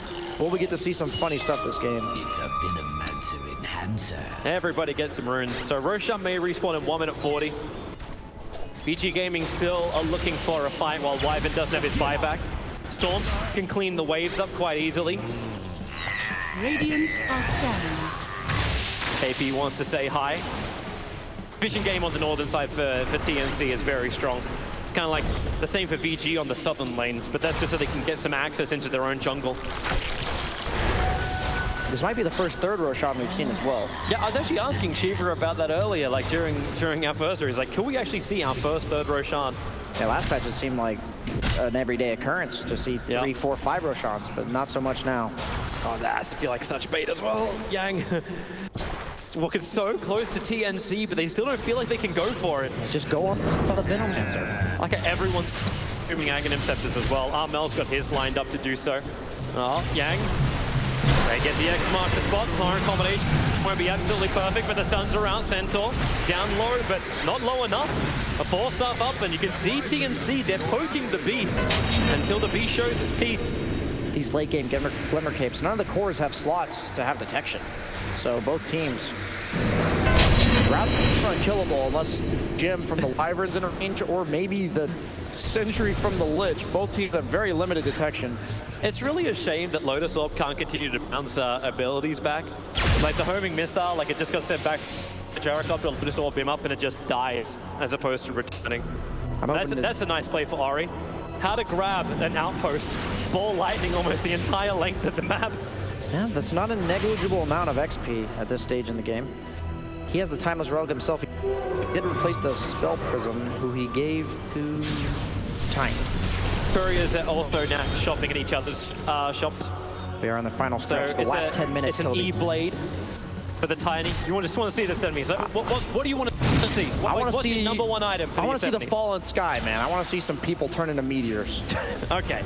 That's my #1. Yeah, man, I'd be the best one. It's so far up in the mid lane. Lines are being drawn. They know that they're behind. But Lifesteal, Invis, he has the Invis rune. He starts over on Yang. Beats through him. Down to 800, 500, 300. Yang gets a stampede off. Look at this. Martin's nearby. The curse will come and the trunk focus it, but no, he's being protected. The Yonder just breaks free of all the stuns. Now throwing the chain frost. They get another. Just wave of immunity. Wave of 2 OP heroes. Who's the first one to die? It's going to be the Centaur. The Doom. Instead of jump cover. They got to keep the Rapier alive. Rapier is on the deck. Mel puts his inventory. It now belongs to TNC. As well as probably this game. Tiny will fall. His buyback's available with the Gyrocopter. He has nothing more to give. More pressure being applied now to the Storm Spirit to go for some kind of YOLO. Just sit in your base. The tier 5 items, Toby. They wanted to fight. They know where TNC are. They've been there for 20 bloody minutes. Roche is respawning soon, but I would hope they try to punish the fact that Gyro has no buyback. I guess they don't know that. That doesn't have a Rapier, so are you really that scared of him? He doesn't even have a 6 up because he consumed the Aghanim. He actually has a free item slot. Right, guys, I suppose he can pick up some of the. He can pick up a PMS. That'll save him. The 7 attack speed and 7 damage. Can the ball lightnings? Can all of these remnants keep TNC out? I hope not. Actually, I kind of hope so. We get Refresher Doom. We get Refresher Doom. Yang being sent up towards the air. Armel's looking towards him. He doesn't have Stampede for another 8 seconds. The Frost Shield gives the tower a little bit more time, but Armel just walks up with that plus 527 damage on top of normal 427. They find the opening. Over on Lifesteal, pick him up, throw him down. They've killed him off. Buyback's available. The curse is out, but it's pretty much wasted. It's only on Centaur, and nobody is in range. The Chain Frost was forcing everyone else back. The Tree Toss, do they see March? He drops down. 4-star straight through him. Didn't throw the Avalanche, would have instantly cancelled that TP. But the Racks remain alive. VG, they stay in the game. Gyro's back. Gyro is back. Take something. He's got another Rapier queued up. But at least take the Quiver. Kunkka is about 300 gold from having buyback, as well as the Ag Scepter Synth. Keep your eye on Roshan. March's Courier is this time for him to die. An Aghanim Scepter upgrade is on this third Roshan. With Lifestealer down for 55 seconds, maybe VG can at least force the buyback. As in goes Gyrocopter. They know they're there. Armel, he hasn't got the Aghanim Scepter consumed. He should do that. He's got 11,000 gold. Ooh, Storm Spirit. Up the hill. Gets extra information. The Equals from TP doing the same type of thing. That's a fake Doombringer on the front lines. The tension around Roshan. Everyone's got item slots opened up. Ori waiting for another jump forward. Able to find the Venomancer. Pulling KP back in again. It's a lot of damage from the Redmond. Another jump. KP so low. He's down. 100 seconds. Buyback. The fleet. It has arrived. KP fought back into this. Gyro's hold them in position. Gyrocopter is dead for so damn long. Yang now curled up in the Nova. DY wants to create more space with the Chain Frost. It's going to be some good damage. Centaur won't be pulled back. He's going to TP back home. Lich will not be so lucky, but Ori, he's back into the engagement too. Bouncing around everyone. He just tried to take 10, but he's beaten up and a missile bladed. Enough. It doesn't work. Tiny still in the middle of the pit. Roshan's about to die, but Tiny will die first. He was trying to finish it off right before TNC came back. This has to be the game, right? Kunkka has that Magnets are being for consumed. Everything's being picked up. He didn't even need to spend the 11,000 gold because he got the Ags from Roshan, so we've got our extra torrents. This man is investing in the future, Toby. The future is for next game. Next game. I'm sorry, this isn't CSGO. You can't save for next round. You won't hit the 70-minute mark at this rate. TNC will come in through the top lane. Yang, he wants to try and hold him back. Here goes your Storm Spirit once again. The Lotus Orb breaking the silencer free. And now your attack is out. Lich is gone. Ori will follow through. Same with Yang to go down. That's GG. TNC. The last one they've got left to kill off is Ori. VG went YOLO. Has fallen. TNC Predator. 65 minutes on the dot. It has to be our longest game of the tournament. VG Gaming. They made TNC work for it. We actually got exactly the same amount of kills as we did minutes. 30-35. That's and then 65 minutes on it. Yeah, I had my doubts.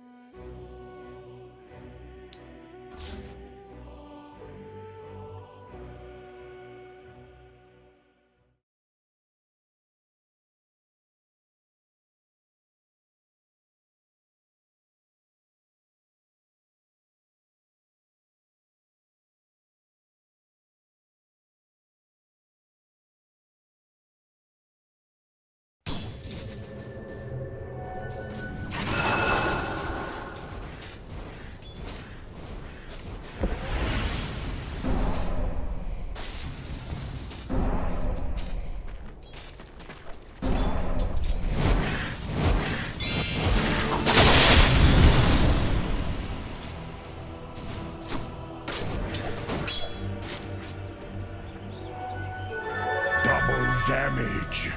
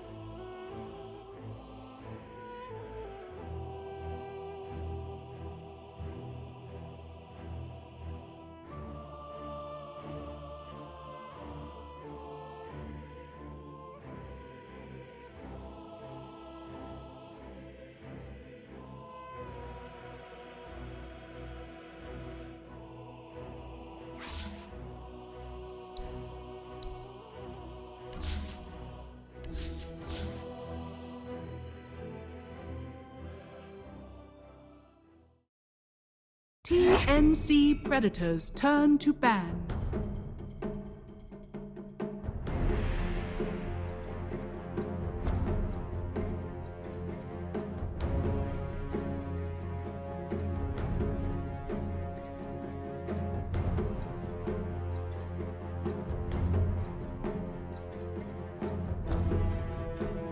Seconds remaining. 5 seconds remaining. VICI Gaming's turn to ban.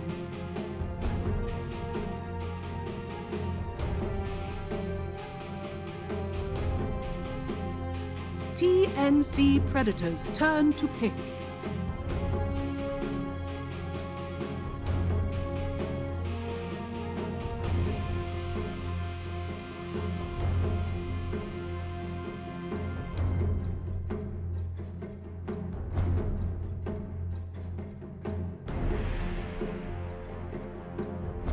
VICI Gaming's turn to pick.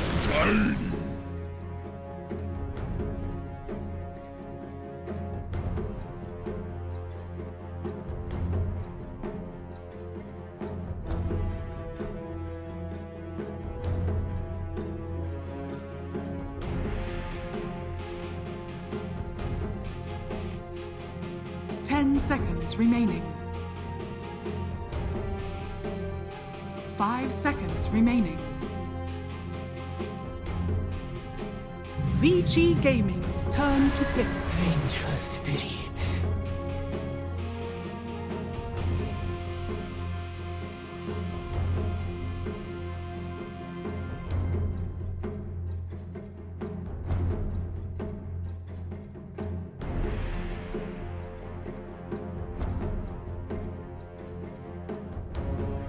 Seconds remaining.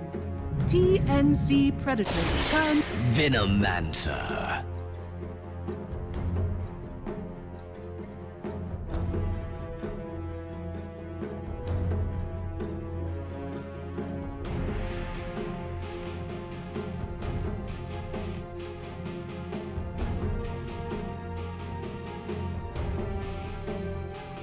Seconds remaining. 5 seconds remaining. TNC Predators turn. Phantom Lancer.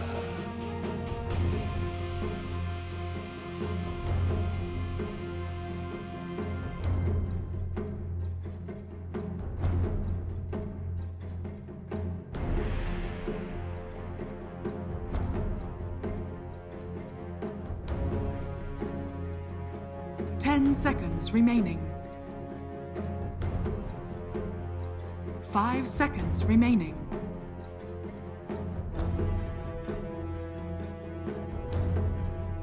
VICI Gaming's turn to ban.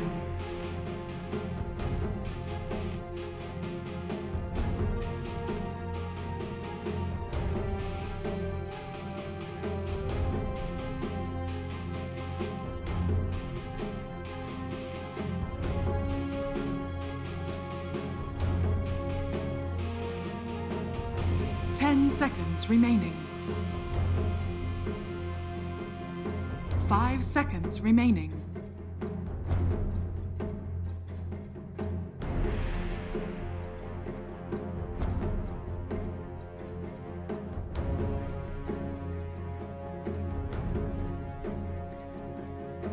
TNC Predators turn to ban.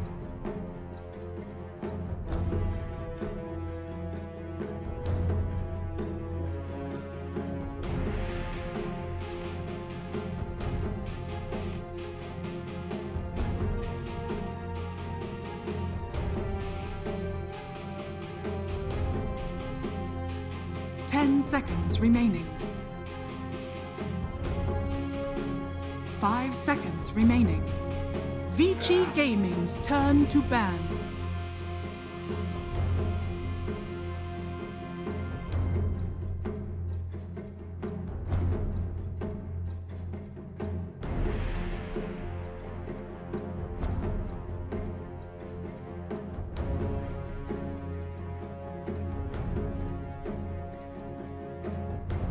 Seconds remaining.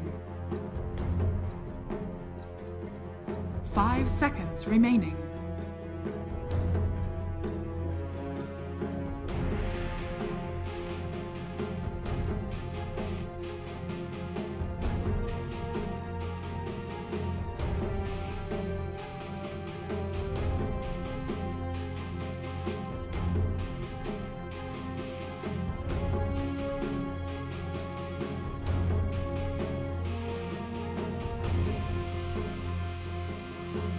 VICI Gaming's turn to pick.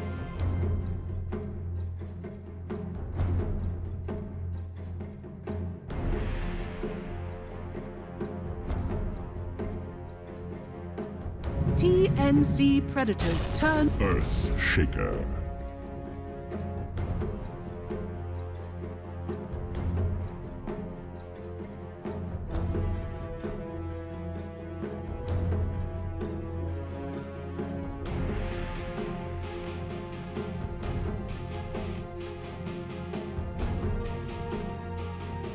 Seconds remaining. 5 seconds remaining.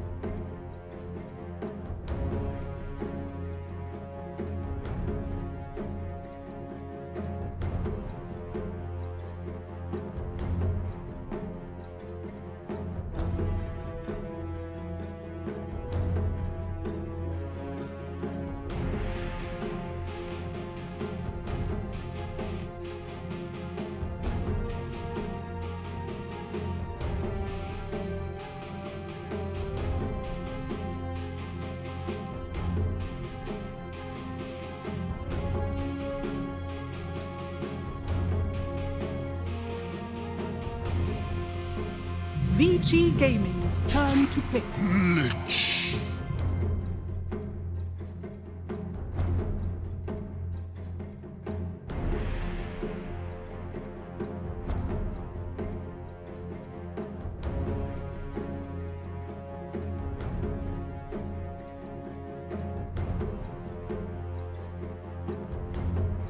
Seconds remaining. 5 seconds remaining.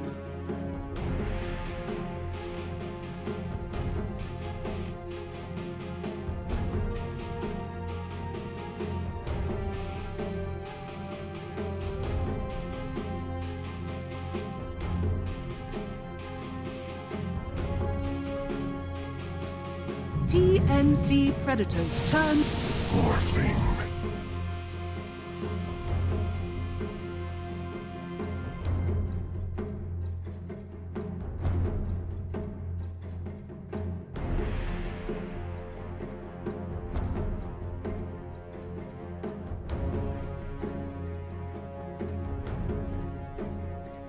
Seconds remaining. 5 seconds remaining.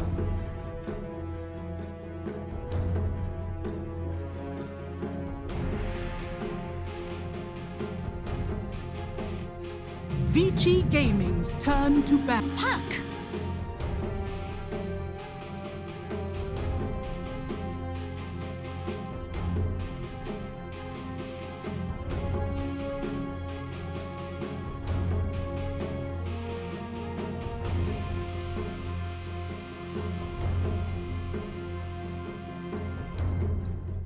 Seconds remaining.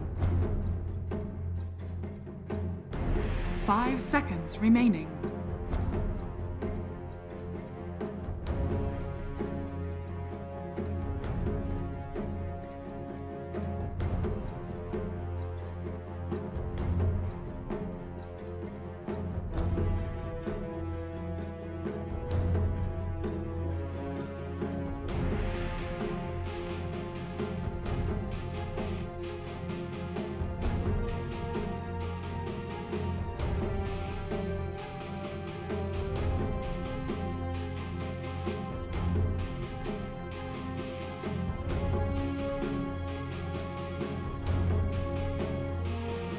TNC Predators turn to ban.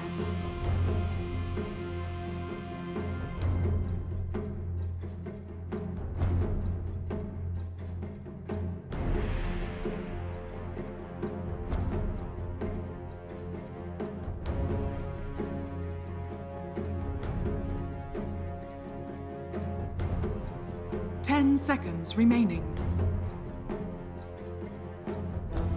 5 seconds remaining.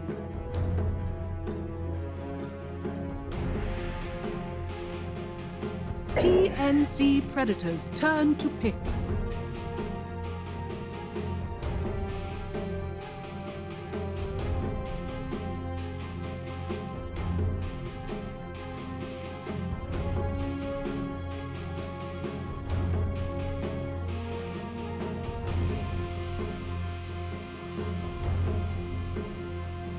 Seconds remaining. 5 seconds remaining.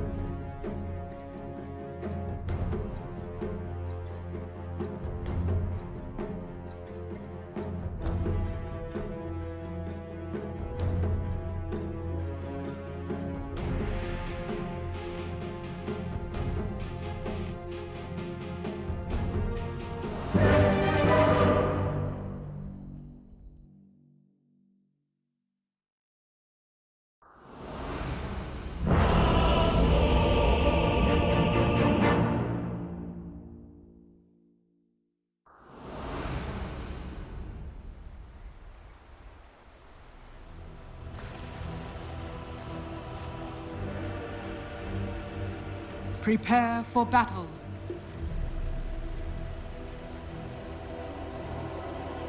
You know, I like to take teams on the credit of their draft, the credit of their play, but is the jinx real here, BSJ? I feel like I'm playing devil's advocate today, because every time I watch the drafts and I see what the panel predicts, I kind of just think Swing the opposite. the other way? I think the opposite. That's what I was looking at this draft. I feel that this Timbersaw is going to be a serious thorn in TNC's side this game. I am concerned that if the Morphling gets off to a decent start and the Timbersaw doesn't feed like he did last game on Storm Spirit, you know, we saw him get off to a really good start. He's really unkillable this game until maybe a Spirit Vessel. Even against the control, because you still have like Puck. We've seen how great his Dream Core can go. That's very limiting for a Timbersaw. But you also, like, I would have said like Beastmaster is a good controller, but you were very also a little uncertain about him during the drafting phase. Yeah, I wasn't too impressed. I think it's a good hero for TNC's lineup, but I don't think it's that great against VG's heroes. I think Morphling's one of the better safe laners against it. You have the vision from the Venomancer. This last pick, Timbersaw, I'm just emphasizing until they have a Spirit Vessel, I don't see how it's going to die. If you've ever had the displeasure of playing PL into Timber, that matchup never gets better as the game goes on. And the panel gave a lot of reasons why they thought TNC was going to take it. I'm just playing the advocate for VICI here. I do think they're going to take it. This core shaker that we do see here does match up quite well this game. Stay out, Beastmaster on the top lane. He actually got the fissure. I think the ball can get there in time to deny the bounty rune, so Yang will be able to claim both of those. Actually, he didn't get the top rune. KP was able to claim that, so it's a 2-2 trade-off for the bounty runes. They are soloing KP top, looking to enable him in the laning stage. I was a bit concerned if they put him against the Morphling, but the Morphling instantly TP'd top, or he walked all the way top, and Venomancer TP'd. With Boots first on support, Veno. Yeah. I don't know about that. Boots with Venomous Scales, not even just doing the constant harass. March will also TP top to try and balance it out. So we get not a tri-lane, we get a dual, or a 2-1-2 setup. And Puck harassment versus a Timber Sword. That feels a little, I suppose with the Rift it's good. Physical harassment's never going to work against a Timber Saw. Reactive armor just way too good on that front. Yeah, once he gets level 3, at that point, Armel's just going to try to get as many creep kills as he can. They don't really have any stuns for Armel until they get the Earthshaker Blink, which I expect him to go first item because that is really the only instant disable they have. I don't think you can be greedy and go Ag Scepter or anything like that on this 3-position Earthshaker. I think this is one of those very few times we've seen a support Tiny being played where he doesn't have a tower to throw a unit towards, playing this Tiny in the offlane with Gabby. Even a throw back to Gabby doesn't help out because, in fact, it's Gabby who's the one being initiated on. He went first level into Spirit Lance. So a little bit of range harass, but it doesn't have the same kill potentials we've seen from a lot of support Tinies in lanes. I just don't think this PL is going to have the time to get it off the ground this game. I think he's going to have a little bit of a rough laning stage, as you're seeing already. And I think in the mid game, his participation in team fights is just going to be non-existent. So they're going to have to make a lot of space for Gabby. And if they manage to do that, I think he's the strongest hero later on. But that's going to be a long time before he can survive the pure AoE damage that VICI has in the mid to the late game. Yeah. And going late game against like a Morphling, I don't know about that, especially an ES Morphling. Cap doesn't want to see it come back, but it's strong for a reason. I generally don't mind playing PL into Shaker if that's like the only hero that's good against you. But now that you have this Timber Saw, I think he's going to have some serious issues dealing the damage and having the effect that a PL's supposed to have. The ability to actually get away from initiation. Get away, you know, threaten heroes with just your illusions. He's going to have to pick his targets very carefully. And at some point, if this Timber Saw gets like a hood, maybe even just that Bloodstone on top of it, I can't really imagine how he dies. Kind of like last game, the Lifestealer was almost impossible to kill.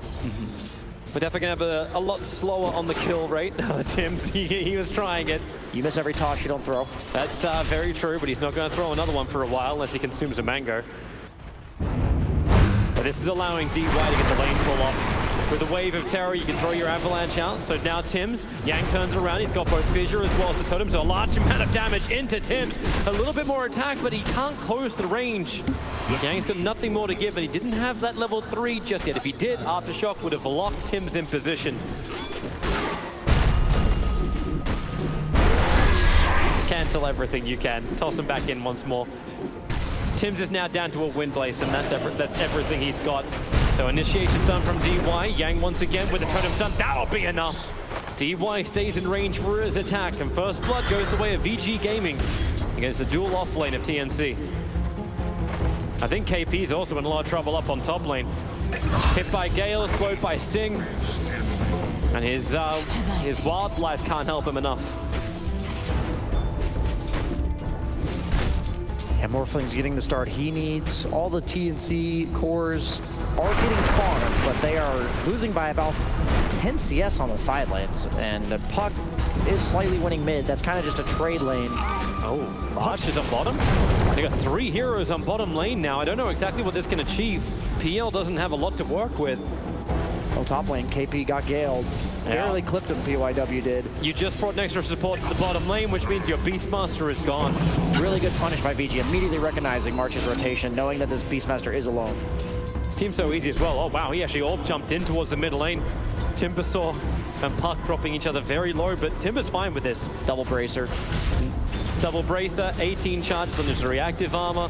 Still has 5 stick charges as well. Yeah, you're not touching this guy. That's my problem with this lineup. Armel's gonna have to roam into the other lanes and do as much as he can in a small window that he can leave the lane and then return to make sure the Timbersaw doesn't take his tier 1 tower. KP's actually going jungle. Either that or this is gonna be a slow walk out to the top lane. This actually has to just be the dream start for a Morphling. He gets total free lane now. PYW's looking for where KP's coming back. So KP can at least get the pull and change the equilibrium of the lane. first pick this PL, right? And usually I don't mind if there's heroes in the game that counter my first pick, but this Timbersaw counters all their cores, and they're trying to go on a mid, it looks like, maybe with this Tim's Tiny. He's already got the Chakram down on top of Armel, so Tim's Tiny can look for the toss back. Okay, they're going to bring an extra support in. Avalanche will hold him there. The toss will end up snapping Alicia, pulling him back to the tier 1 tower. Combining with March, but Ori chains. No, he doesn't get the chain off. Ori will go down, and the 3-man rotation from TNC bears fruit. But bottom lane, you rotate the supports off, the cores get harassed. That was a really important kill on the Timbersaw. I think he's going to be okay on Timber if that doesn't happen again, but if he allows that to happen again, I'm now a bit concerned about everything I said for the side of VICI, because that is not supposed to happen. That was a really well-coordinated play. The toss to break the coil snap, I think you need all the damage you can to bring him down. He's now sitting around the same net worth as the Phantom Lancer. A little bit of an advantage for him. PL's suffering, though. He's almost a full level behind this Shaker, and once Shaker gets 6, you can't walk up in this lane anymore. Yeah. What lane does he go to at that point? The Timbersaw, can't contest that. And Shaker's just so strong. Here comes your first Fissure, followed Magic Missile stun, great double gang. That Fissure stun does not last long enough. KP's dead once again. He just can't survive this. You get hit by a single gale and you're gone. And Tiny getting dove under the tier 2 tower in mid lane. Ori does not give 2 hoots. There's just too many heroes for TNC to deal with this early on in the game, and there's just not enough resources to deal with them. They just have to weather the storm. They're bringing Armel to bottom lane. He can actually get a 2-man coil now. Yang as well as VS getting caught in the Fissure, only getting a 1-man stun out, and they're getting him before he's level 6. A quick totem stomp. No, they're all out of range. DYTB will be able to complete. He was trying to bottle March with Armel so that he could have the mana for the Sinister Gaze, but they do need to do this. Is it enough? I don't know. But this is exactly what Armel needs to do on puck, because he cannot touch this Timbersaw at this point. Pick on the other lanes, at least try to open it up for somebody. You can't afford to lose all 3 lanes at this stage in the game. Already down by 2K, but if they can stop the bleeding, At least they're making, like TNC are making the right players on VG bleed. They go after the cores, while TNC, like, it's been Beastmaster who's died 3 times. Yes, he is a core, but at this point, diminishing returns. And the other 2 kills have been on Tims, which allows the PL as well as the puck to be in 2nd and 3rd position on the net worth graph. But until they have Dream Coil available, like, Armel knows he can't go for a gang, so he just waits for the 8-minute rune. Actually, jumping himself a little bit further forward, going up to DY, joins himself up on top of the hill. Rift, not available, great phase shift. He's going to get Courier kill, as well as the real one on DY. DY, thanks to March's Frost Shield. Not slow on DY than Armel. Wow, Arch. Okay, I guess he'll take it. Hey man, he was just securing the kill. Yes. KS is not a positive term that we use in Dota. First item, Mango Tree popping out for the Radiant side. PYW. Nice thing about Venomancer when you're ahead like this on the support role is he's one of the best jungling supports, not only because he can jungle, but he also controls that area on the map, so he kind of scouts out for his Morphling. Echo Slam utilized on the peel. As I talked about, once that Earthshaker hits 6, that peel cannot walk up anymore. Now they use Echo, maybe he can. Maybe a bit of an overextension, though. It's a good 2-man Rift. He's got the coil available, but March doesn't have much more to give.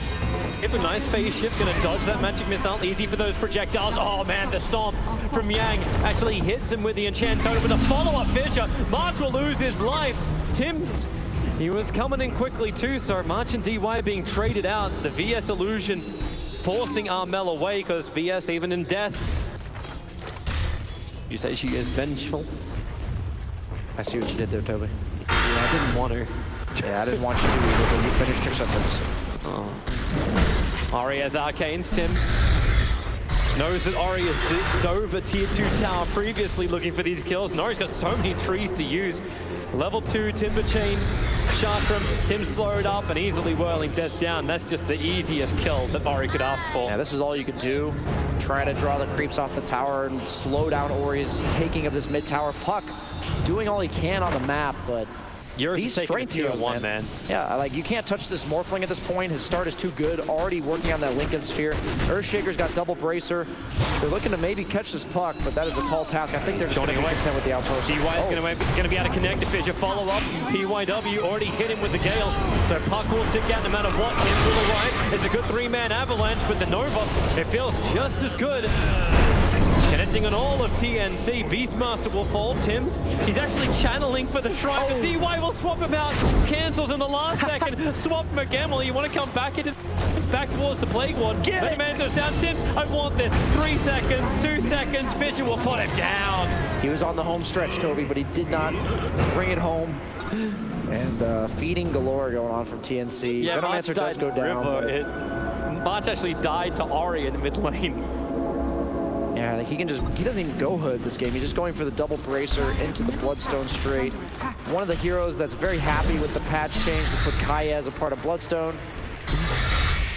Timber loves that spell amp. Doesn't need the health regen that the previous Bloodstone did give, so purely a buff. Takes the mid-tier one tower. Man, this feels like a classic build on a Venomancer. Less on support though. Like, now Hand of Midas is second item, 11 minutes in. This is all of my quote-unquote support Venomancers in my pubs, Toby. I'm a real hero, remember? A real hero. Puck. The smoke and vision, that was a little questionable. Well, item drop. Ironwood Tree, oh joy. You can use that to block the Timbersaw chains, the counters there. That'll be quirky. DY feeling a little bit out. TP support's coming in. Timbersaw's going to join this battle on the bottom lane. The accurate slam from Yang with a follow-up vision. That's a lot of damage. The Chain Frost, however, doing a lot back again, but it won't matter. Yang can tank through the same with Ori Waveform. Adaptive Strike cancels the TP out from March. You could feel that, you know, that Echo Slam. I was a bit surprised by the Blink Dagger myself. He just got it, came from base. I wasn't ready for that. And we even removed the bass boost on the stage so the players can't hear it, but in your brain it reverbs. Gabby needs more time. That's what you were saying at the start of this, right? Like, Gabby needs more time to build up. Every single time one of these fights goes the way of VG Gaming, they're getting further and further ahead.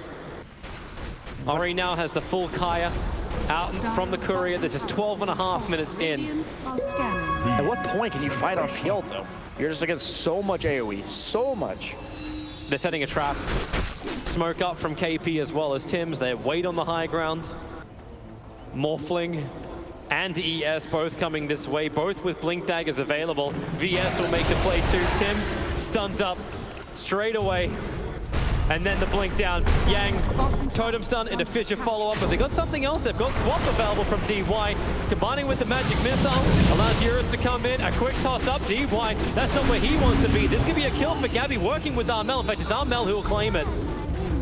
You'll take whatever you can get at the moment. Tim's not worth as much as DY. Venomancer's just jungling. Timbersaw's just farming. I think even when these trades are going on, VG's the one that benefits. Despite being so far ahead, you'd think a 1-for-1's good for TNC, but the farming that is taking place on the map meanwhile, I think you can get away. You're so far ahead that you can get away with a Venomancer ancienting on his own side of the map.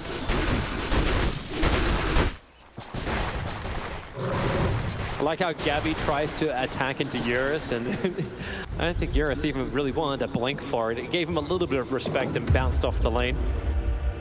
And get our smoke movement once more. I mean, KP's queuing up a Necrobuck, but Jurgen's Timbersaw, I don't know. I think that just dies, and it may even just buff up the Echo Slam from Earthshaker. I don't know what else he can go. I really don't. Maybe just go for the Spirit Vessel. Do they have an Urn queued up? They have an Urn on Tiny. Okay, they have the Urn on Tiny, so they are recognizing that they need that. But are you ready? Are you ready? You're gonna feel the slamming? I'm ready to slam and jam, Toby. Appropriate. So many illusions. Lich will come forward, swap instantly into Fisher stun. Marsh did not stand a chance, but at least he reveals information for TNC, and Gabby, it's time to head south. Look at Ori. Just at the tier 2, chilling, 24 stacks of reactive, has the shovel. I'm going to pay attention to that efficiency, make sure he digs as often as possible. Got to get those bounty runes. This could be the next thing, like we have efficiency for Midas, efficiency yeah, I mean, for Midas, this might be the first Midas on the Venomancer. This Venomancer Midas might be the first one I've seen all patch. It's just not an item that's very common anymore. The early game momentum is just so important right now. Yeah. You oftentimes don't have time to go. Down on bottom. Yang has been looking for something good to hit, and Armel is that something good. Yeah, Puck's good against Morphling, but Puck is no way a free game like we saw earlier for no one. He's against an instant disable, and that is much harder to play Puck in those scenarios. There's no item he can buy other than an Neon Disc, maybe, to make sure he doesn't die to that instantly. March, go for the bounty! No, Eurus is already waveforming himself in. VG have done the full runs, even on bottom lane. Ori killing off Tim's. He chakram to slow down Tim so he couldn't reach the bounty rune in time. That's when your shoe gets caught on the gun, Toby. He's going for the... Oh, and your foot gets stuck in the ground, get galed right before he goes for the bounty. See, that's why Singapore's laws are so fantastic. Yes. We keep this place clean. Yes. Radiant's That would middle not tower happen is under attack. if it was in real life. So Grove, or as you would say, Toby, the Groove Bow up on... Hey, I actually like it to sound better as a group, bro. Add the O.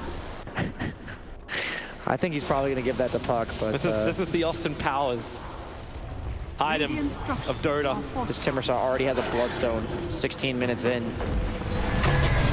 Yeah. This one will not lose its charges unless... Hey, remember, TNC have been behind in the past and sometimes they get an advantage. Of course, when these things keep happening, they snowball out of control. As VG now, Dire's middle tower is under attack. they're actually at a point where they don't have to threaten high ground. But they can at least start some chips, get TNC to come backwards. Puck, very good at lane clearance. PL playing out the sides with Mana Style. He could also push a 5% win probability. TNC. That's about 12 times as much as I would think, Toby. Oh my god. Oh, there's a little bit of damage. PYW, we see what Gabby's capable of doing. Looking to dodge the attack from Eurus as well. Yeah, Midas, efficiency, please use. It's the first time we've gotten to harp on this. Grant would be quivering right now. Okay. All right, he got it. Took a little bit to back up. But it does show you that 5% potential. The damage for the Phantom Lancer. If he had to fuse a blade, then, oh boy, Vengeful Spirit, that TP. Also living life on the edge for VG Gaming. These small little opportunities, with just a little bit more damage from Gabby, you can capitalize on them. Tim's just solo smoked. I don't know what he was trying to do. I was thinking maybe try to capture the outpost, but it's only 17.5 minutes in, so if he goes and gets that, they'll just take it back. He's up there, he's waiting for the creep wave to go past. I think he actually wants to clean it. But you've got KP to farm that. He's trying to sit in the max range of the outpost. He's going to walk in. I wonder if VG will do anything about this. TP, yep. There's no outpost for you, Tims. Eurus even completes his TP out. Yeah, he's farming, he's chilling. He's got a Groove Bow of his own. Not so bad on Morphling. You do have a lot of spell damage, and you don't mind the attack range. Pretty low. Him, with that plus Venge, he actually attacks from pretty far. A lot of times this tournament, teams have been first round banning Timbersaw, knowing that it's super good against heroes like Tiny, and I'm just surprised it got that far in the draft. Belt, phase shifts, dodges the initial fissure. Tiny will take the Invis rune, so once again, Tims can play his shenanigans in the back lines. The Blink Dagger allowed Puck to escape from the gank. But they need to keep these creep waves pushed out. Ori's doing the best he can to one, stack up his reactive armor, but two, ensure the tier 2 tower on bottom as well as mid is always being pressured. Ori, if you're going to AFK dig, you can do it while he's ulting. Who knows, maybe you find gold. Is under attack. Dire's middle tower is under attack. A lot of movement coming towards top.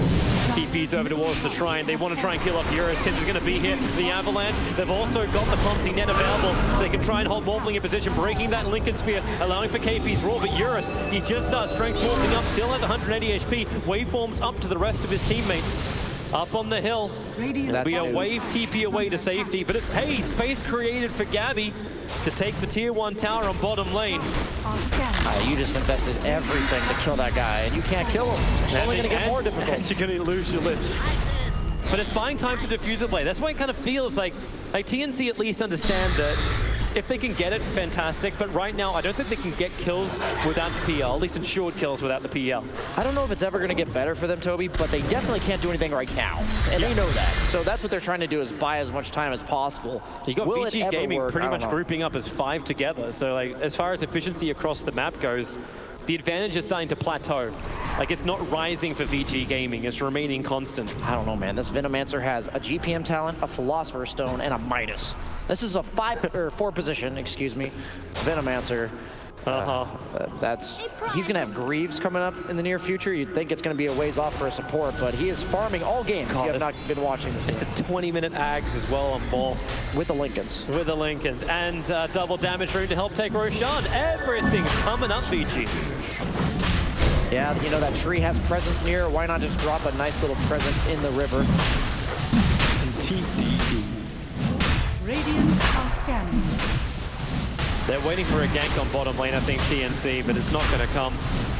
Yeah, they scan on the Radiant side just to make sure no shenanigans are going on. Yeah, the Beastmaster Hawk comes way too late. I think they... No, that was a ward. For some reason, I thought that was another Hawk. At least teams are getting used to the mango trees around the Roche pit. This time, the one that was there got cut down. Echo Slam, bottom lane. Yang jumped in. Armel, he attacked from the tree lines. The almost perfect chain stun combination drops Puck to 45 HP. He'll be lucky enough to TP away to safety. While in mid, Gabby starting his own battle. Eurus completely dry in mana. The Nova is pretty good, at least to try and control up Gabby with the roar out. Have they got the control? He's TPing. But Ari is cutting. He almost died full to zero without Earthshaker or Timbersaw. That's He's digging under the tower. That's the BM we're looking for. That's what he was saving the dig for earlier, Toby. Gale's gonna be a little bit out of target, but look at Ori jump down. He knows Armel doesn't have his orb available, so he's gonna keep the chase going as long as he can, hit the chakram. That'll be an easy jump back into base. They're still affected by the poison sting. So PL, the first battle he tries to get into, as he said, maybe the numbers weren't great, but he ends up dying. Yeah, they now have the Ags on Morph, so he's feeling quite good. Even if they nerf this combo, if you're this far ahead, I think any combo would have been good enough to win this game. It's Spirit Vessel and 100 gold for Tims. He may feel really confident to take this bottom wave, especially as Yang has now moved off, but he doesn't have that information. So he can intercept the next wave, get the Spirit Vessel up and running, and then Morph may have a couple more problems in the future. Let's get this over. They do smoke. Yeah, Haste Rune as well for the Morphling. No Echo for 35. No Roar for 1. Now done. It's up. Yeah, the VIP boost is already going back to base. March. Oh god, he just looks like the sacrificial lamb sitting where they want to put a ward down. Vengeful Spirit walks up. Hey guys, I see one. Quickly sent free, but here comes your Morphling, jumping himself in, killing off the Lich. And the tier 3 tower is now on the menu. Fortification will slow this up a bit. The advantage is the fact that Venomancer is on the bottom lane trying to TP out. The Axel will reveal. They need to roar quickly, but unable to do so. And back to base, time to go. The tier 3 tower has taken. Gabby needs to find his own fight. But what's he got? Yang has Echo Slam ready to go. If anyone groups up with a bunch of illusions, they're going to die. The illusion's trying to burn off the mana, and with the jumper from Armel, gets the silence over on Yang. Eurus down to 260 of his mana, and Timbersaw sinister gaze underneath the tier 4 towers. The shields are keeping the racks alive, so it won't go down. DY swaps him out. You'll get a quick break on the Dream Coil. Stuns on Tim's, no follow-up avalanche just yet, but they're all still now clumped up together. A secondary double silence on BS as well as the Morphling. The Chain Frost will mop up most of the wave. Ori comes in, 5 HP on the Vengeful Spirit. The one charges, keeping DY barely alive, but that is still alive. I mean, they held. They did. But the problem is, it's not like when they were defending, they had a PL pushing bottom or something. They were all 5 there. Yeah. TNC didn't gain anything from that. They still have the Aegis on VICI's side. There's a full Ags now, March? 24 minutes in over on Yang. Oh, Eurus? He doesn't seem like he's using his spells. Yeah, friends are nearby. They have nets available. Great silence from Armel, actually catching PYW out, and the Spirit Vessel is up. But Morphling has such great movement. I think that's a little bit of lost value on that illusion rune, spawning the Liches. Is she going Shadow Blade over on Gabby? He's wanting to get the full Silver Edge done.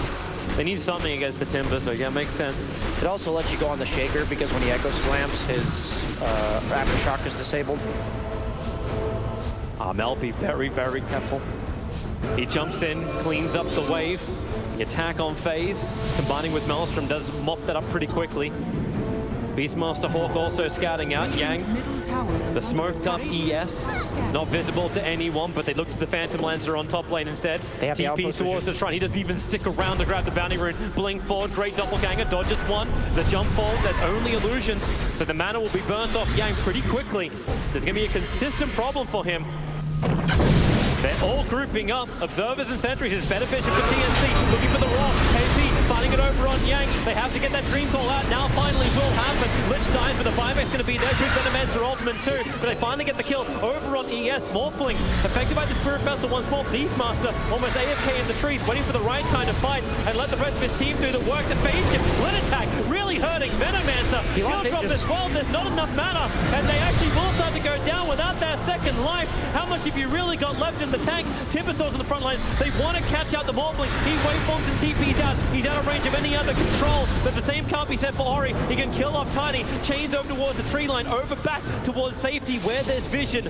Underneath the outpost. It's still a great fight for TNC, considering how far behind they are in this game. I give them props, man. They surprise me every game. Even if they end up just losing this one horribly, they managed to take fights that I would never expect them to be able to win in my wildest dreams. But the Aegis from Morphling did expire. Cap was talking about the nerf on that Earthshaker Acceptor. You felt it there. I think they would have been able to close the gap just a bit faster, maybe get the initiation. He never got Echo Slam off in that fight, so that's about best case scenario for TNC. It's also great target selection from Marmel. Like, he always seems to be on the right target, and because of the advantage he's got, they're getting closer towards that Aghanim Scepter on him. We'll watch this fight once again, and you can see just the movement of Yang taking forever to get in closer. Flight time, problematic. He should have been ready to Echo Slam there. A little bit of lack of communication. The Venge swapped him right on top, but he wasn't ready. Got silenced up. Doesn't manage to get bursted down by the puck. Just love the position that comes. You can see KP as well, like such patience.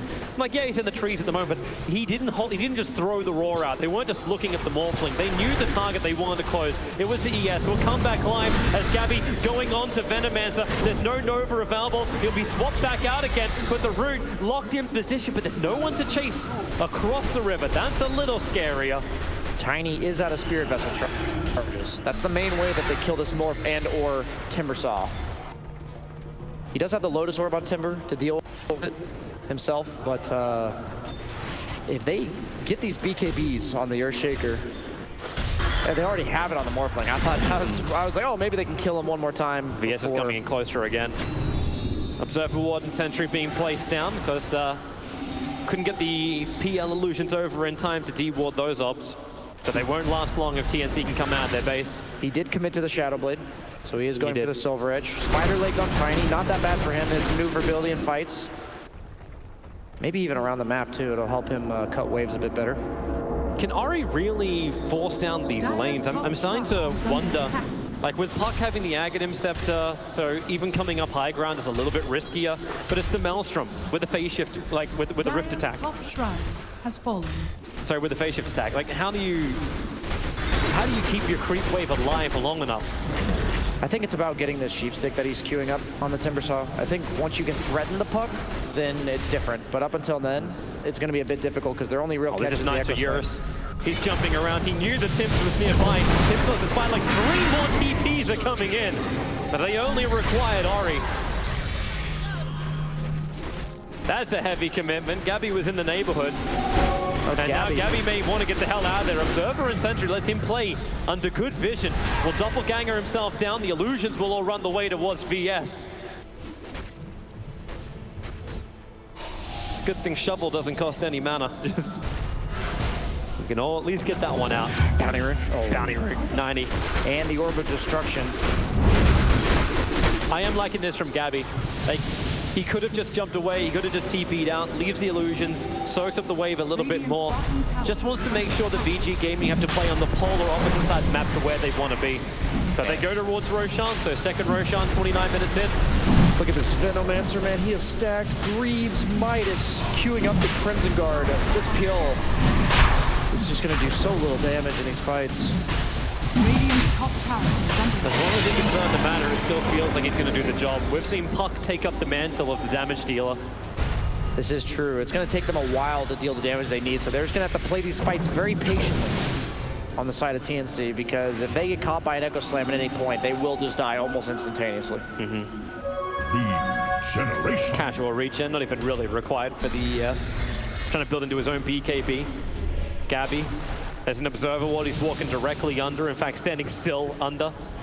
While Tim's spider legs his way through to find Ori. Ori able to slow him down with Chakra. Yang on the way into an avalanche on out. That's why Yang's just waiting for his jump forward. KP nearby, but do they really want to fight this? In fact, all it does is end up revealing KP, allowing now Yang to jump further forward towards KP. He'll raw TP, but the damage output ridiculously high. Chalk up another charge. That's the spell in from the Bloodstone, man. That's like an extra 17% or something like that, when you count the charges. 2 heroes down, a full scythe now completed over on Ori. They're adding another disabled to the pool. I'm seeing Timbersaw TPing towards the top lane, so Armel, he may feel good about pushing this top tier 1 tower. In fact, Timber cancels his TP. Dire's bottom tower. They want to keep pushing the bottom lane. So Armel will grab that top shrine as quick, top outpost as quick as he can. The scythe is done, so Puck has to be real careful. Yeah. No Lincoln Sphere build on him just yet. He's still working towards it. Dire's bottom tower is under attack. Radiant's top tower is under attack. The bottom lane pressured in. Crimson Guard is done. Yang's not there though, so they don't have that big ultimate. Creep wave can get mopped up quickly. Of course now, there's your 3-man dream call. Ag snap available. Oh, a good hex on the PL. He wants to charge in. Chain Frost gonna do some decent damage, but then again, the shields are up right now, and the Nova is returned. Right towards KP, which yours is focusing down underneath the tier 3 tower. Puck needs to ult back to safety as well. TNC just looking to disengage. Heal back up from the Nova. Fortification will buy a little bit more time for this. Are fortified. ES still not rejoining the fight just yet. The hex not able to really capitalize thanks to the avalanche mini stuns of the VICI Gaming. Gabby looking for another run in. He's in his BKB ready to go. But man, that Hex looking to go to work once more. He's doppelganger away. Gabby is so low. Tries to dodge at least the damage from Eurus. But Gabby, this BKB has been all the time just running away. Running back over towards Tim. Another doppelganger. He actually can survive. Eurus couldn't put him in the grave just yet. A lot of damage being taken as VG, the adaptive strike from Eurus, able to reach Gabby. And Yang has joined the fight too. The stun onto Tim. The Chakra is going to be a little bit late. Another avalanche hit all 5 players. Will buy Tim no more time to get back out. His buyback is available. The tier 3 tower will drop. The racks is opened up. What more does TNC really have to give? Puck BTing out towards the mid lane, where the jump comes over from Eurus, then over from Yang. This is the combination. The play from downtown to go to almost the fountain and put TNC down. PL's already DC'd from the game. The bottom lane of Rax will be taken. Would you he got slammed out of the game? I wouldn't say that, but you just felt free to do so. Yeah, that was a thorough whipping, I would say, by VG there. The lanes were just too much. I think we saw it 2K advantage about 6 minutes into the game, and this PL just never had a chance to come back into the game. Yeah, the Puck was trying to deal out the damage, but that's a lot of weight to put on one person, especially against the Earthshaker, who can bring you down with Echo Slam at any point. Yep. The funny thing was, at the end of the game, the Morphling wasn't even going into Shaker anymore. He was just turning into Timbersaw. What's harder to kill than one Timbersaw? 2 Timbersaws. You know what? I think right now, everyone should always listen to this guy. You are on 100% 4 for 4 for today, man. I've just been flipping coins behind the desk, and it's working out.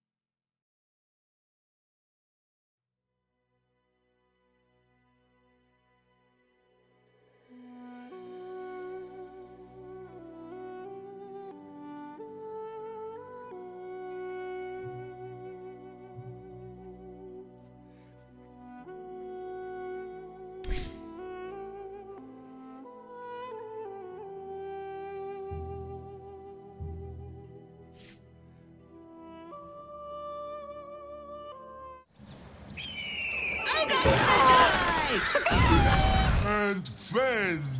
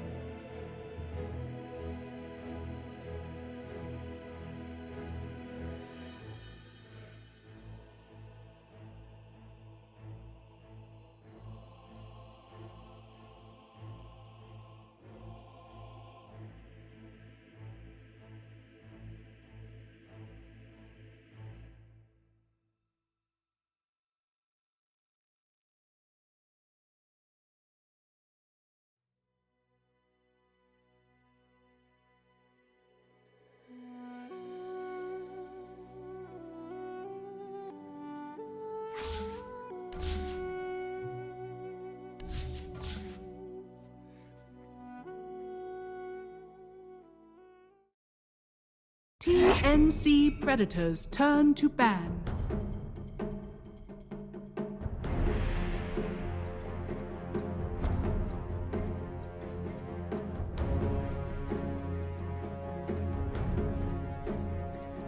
VICI Gaming's turn to ban.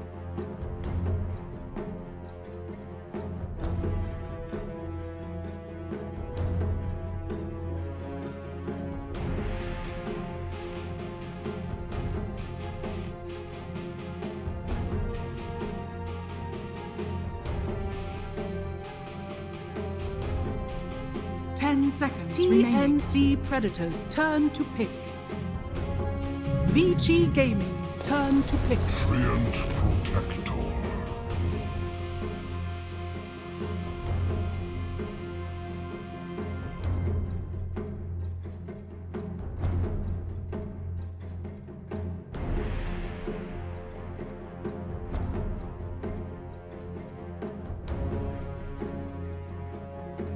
Seconds remaining. 5 seconds remaining. VICI Gaming's turn to pick. Vengeful spirit.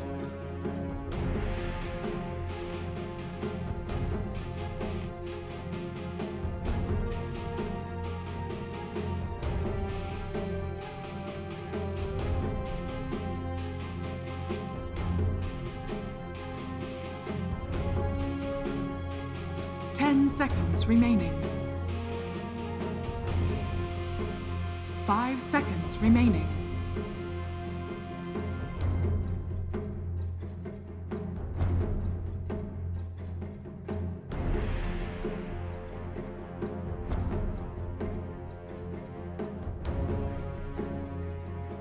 TNC Predators turn.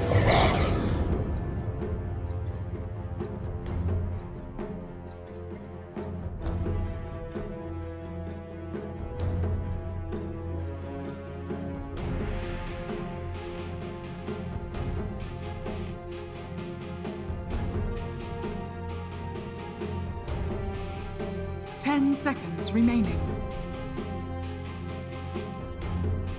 5 seconds remaining.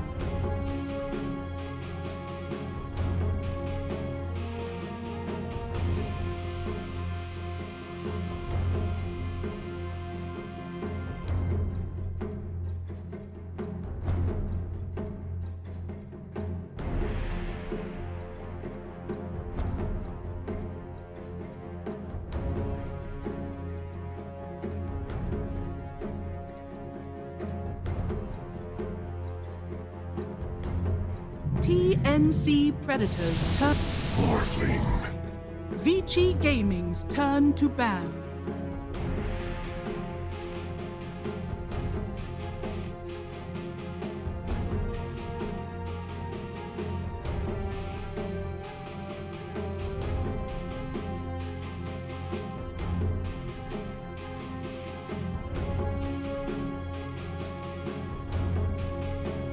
Seconds remaining.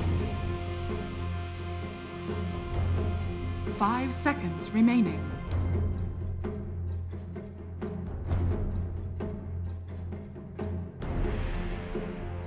TNC Predators turn to ban.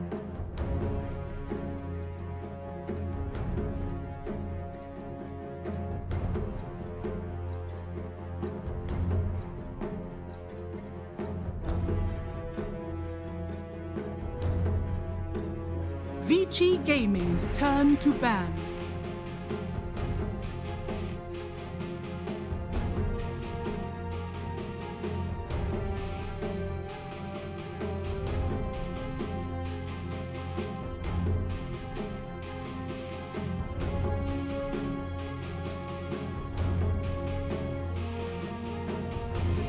Ten seconds remaining. 5 seconds remaining.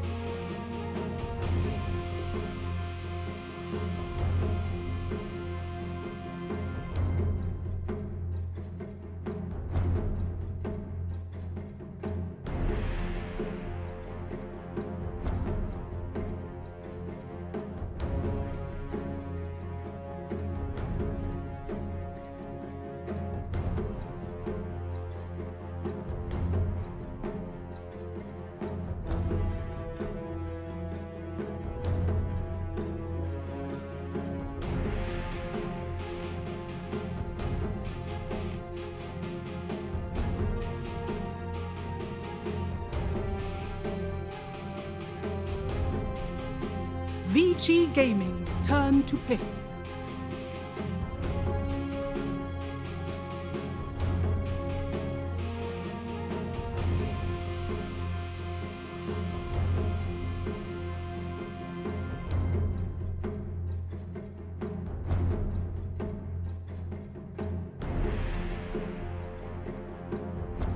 Ten seconds remaining.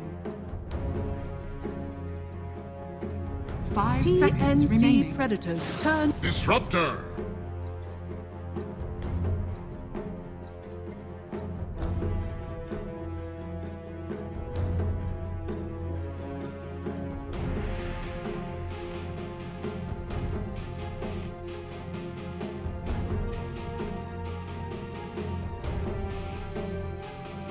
Ten seconds remaining. 5 seconds remaining.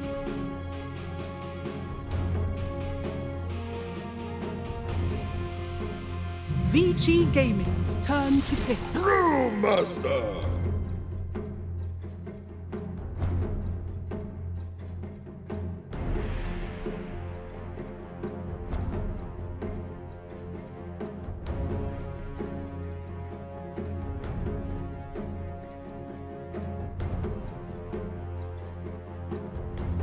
Ten seconds remaining. 5 seconds remaining.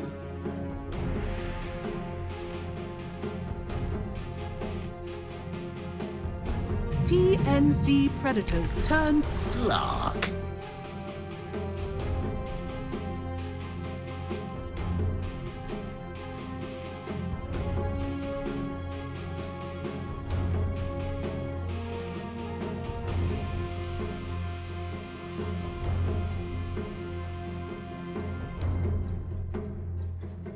Ten seconds remaining. 5 seconds remaining.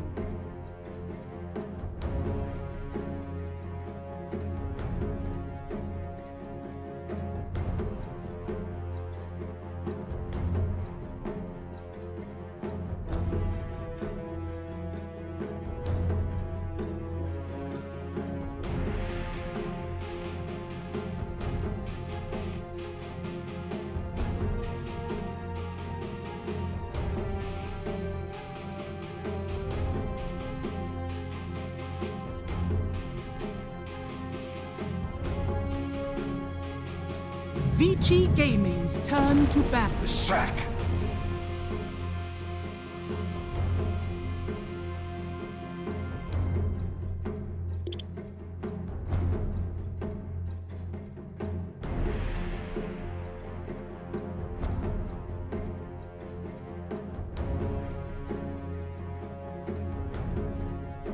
Ten seconds remaining.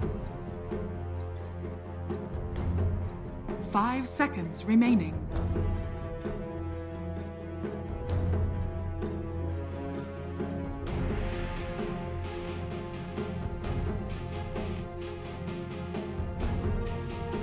TNC Predators turn to ban.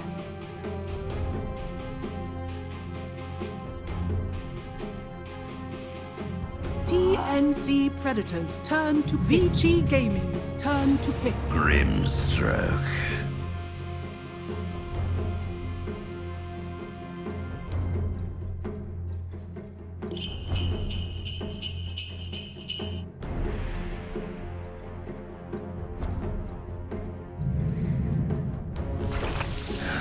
Choose your hero.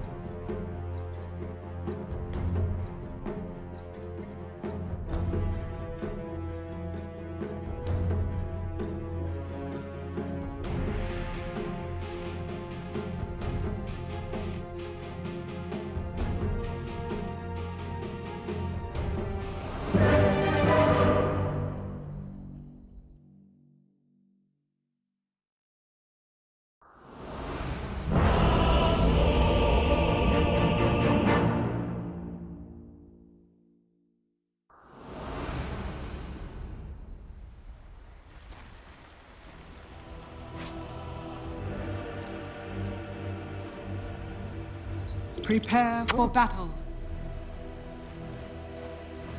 Nothing like a deciding game here on day one of the One Esports World Pro Invitationals. We have something new, we have something different. We have a Leshrac being picked up against one of the most consistent heroes being picked and normally winning the mid lane, which is the Viper. How do we feel this is going? The panel was a little bit more split, so at least now you don't feel like you got to go against the Jinx. I mean, this one's not nearly as predictable. Last time I said, what did the other three panelists say? Okay, pick the opposite, and that was easy. But now, I'm going to go with the Slark lineup. I think that this Viper is going to have a good game. I think as long as Slark has a decent start to his early game, he's pretty hard to lock down. They have really no instant disables to make sure that he doesn't get his abilities off, and I think the long fights are going to happen. 30 seconds to battle.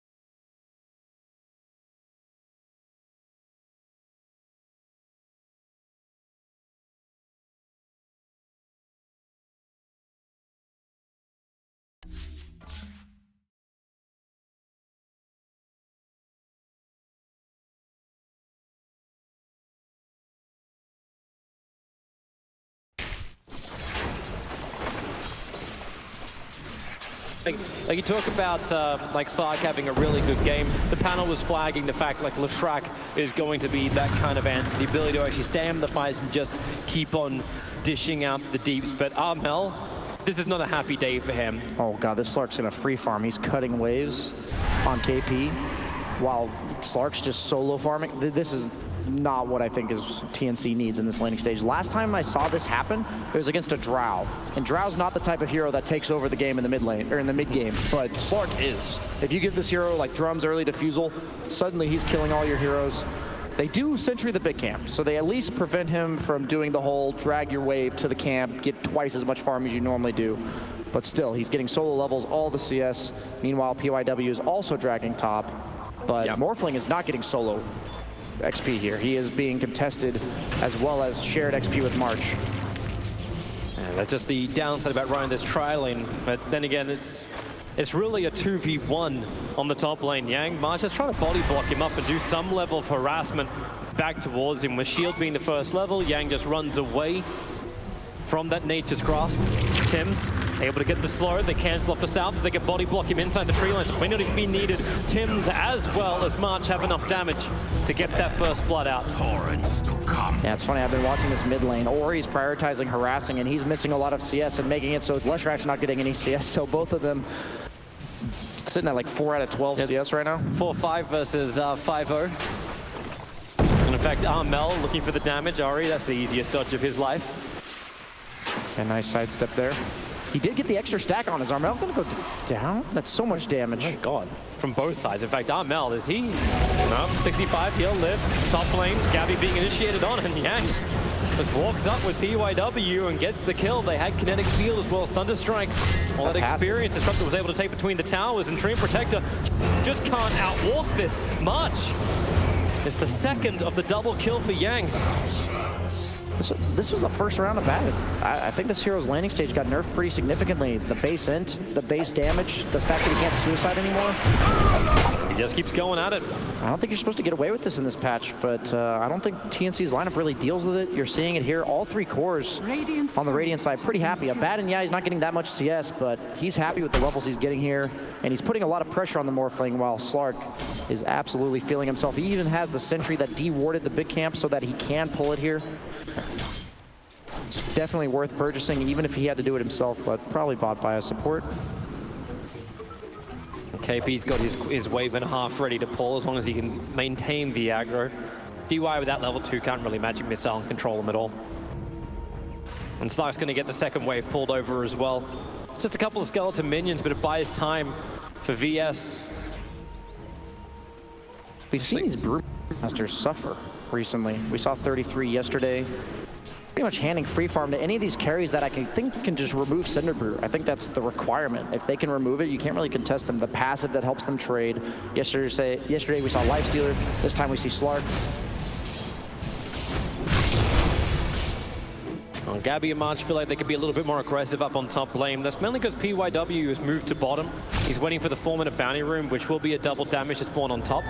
To be grabbed by Tims. Okay, KP is going to deny a whole wave here. He dragged the double wave to his own wave at his tier 3. That's not bad. On top lane, magic missiles are out, and here we go again. Morphling being pushed to the limit. Needs to be able to efficiently south back up again, so a lot of that early harassment of Batten. Also has to burn a south, got one more up the tank. Same for Vengeful Spirit. A lot of consumables being burnt by this offlane of VG just to keep that pressure on. Finally, Disruptor will try and do something about KP farming up the range creeps. Oh, Kingswell, it's a good stun with the control. DY is having a hard time running out of this one. In fact, impossible time. Yep, just another laning stage that I'm concerned about, one team or the other. These laning stages has not been very balanced so far. I think TNC's lost all 3. Even though they won the first game, they were down, what, 4,000 or 5,000 gold 20 minutes in? The difference in net worth, though, is really not that high. Like, difference between Brewmaster as well as the Abaddon's only 150 gold. It's the mid lane which is really punished. The lowest net worth on TNC is the Leshrac. Armel has been more than sacrificed.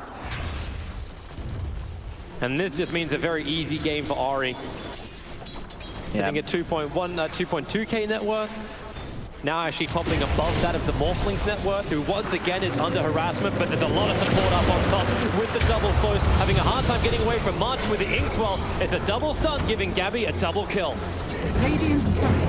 A lot of support trees have not been maxing out this Nature's Grasp, but I personally think it's the better build, and you're seeing here, the slow is so powerful. So much damage in the early game, 50% extra if it's touching a tree, so that's 60 damage per second. KP cannot TP out 15 seconds while it's still on cooldown.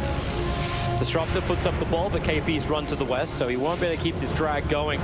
Just needs to buy himself 7 seconds and TP away to safety. Can't burn any mana on abilities, but he did manage to kill off the Disruptor's courier while he did all of this. Slark's already level 6. 6 minutes in. Wait, is he actually going to get another courier kill up on top? Yang's going to have a little bit of a harder time. KP actually walks past the courier. Yang will die underneath his own tier tower. Support TPing in again, but you're starting to feel the synergy between March and Tims.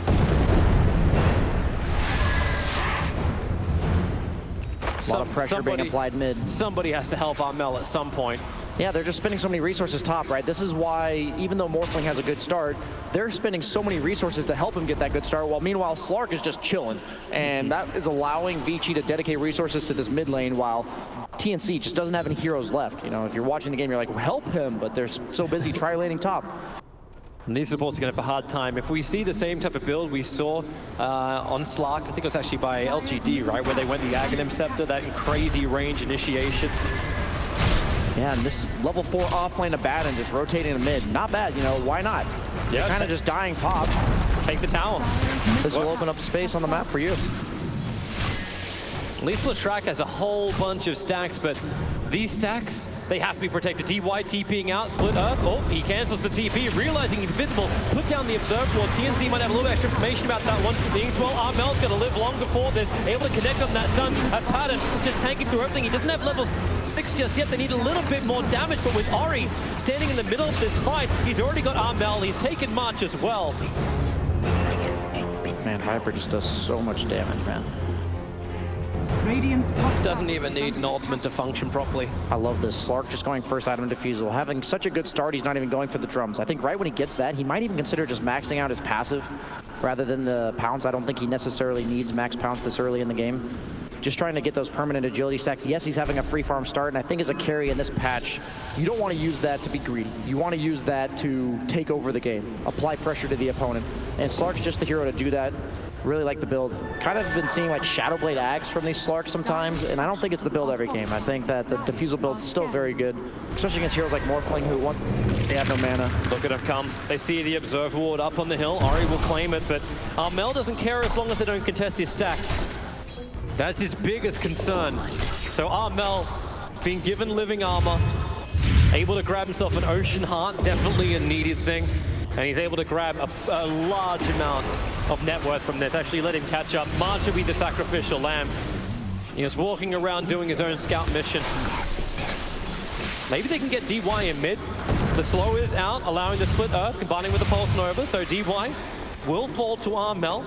A large injection of net worth actually puts him in the top 4. But he's still a long way off the top 3. I really like this rotation by Ori. Even if he doesn't kill the Morphling, he's just pushing him out. There's not really an option to go bottom. This Slark, I don't think they can really contest him. Maybe they can boot him out with maybe 4 or 5 heroes. Armel and Tims are coming. They're coming under smoke. Tree's having to walk his way up. No Bruce split yet, still level 5. Who are they gonna see? Both supports looking for the stroke. Tims able to get the initial slow. Armel sent back. He can't get the stun off. But Gabby ready for a waveform forward, but he's also not in range. And now Glimpse goes back the opposite direction. Vengeful Spirit dropping down very, very quickly, but underneath the storm, so much poison on Gabby and Tims. They just don't feel it.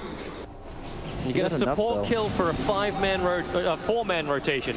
They're just trying to secure the outpost. I think TNC's desperate to get one or the other. Maybe Brew will be able to sneak the bottom one. I think that Yura should get there sooner. I don't think he should allow KP to get this. Maybe he will be able to channel it, sacrifice himself for it.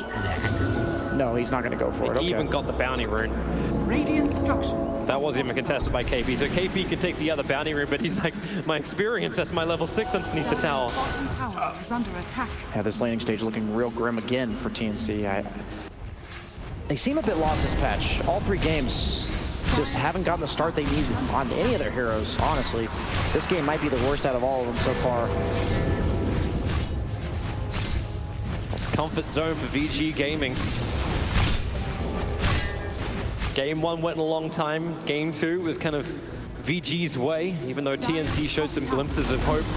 Dire's top tower. But right now, the elements that TNC need to really battle strong just don't seem to be in place just yet.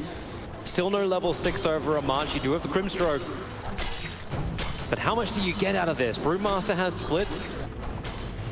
Slark already level 10. The thing is, like, how did they kill this guy? Really don't know.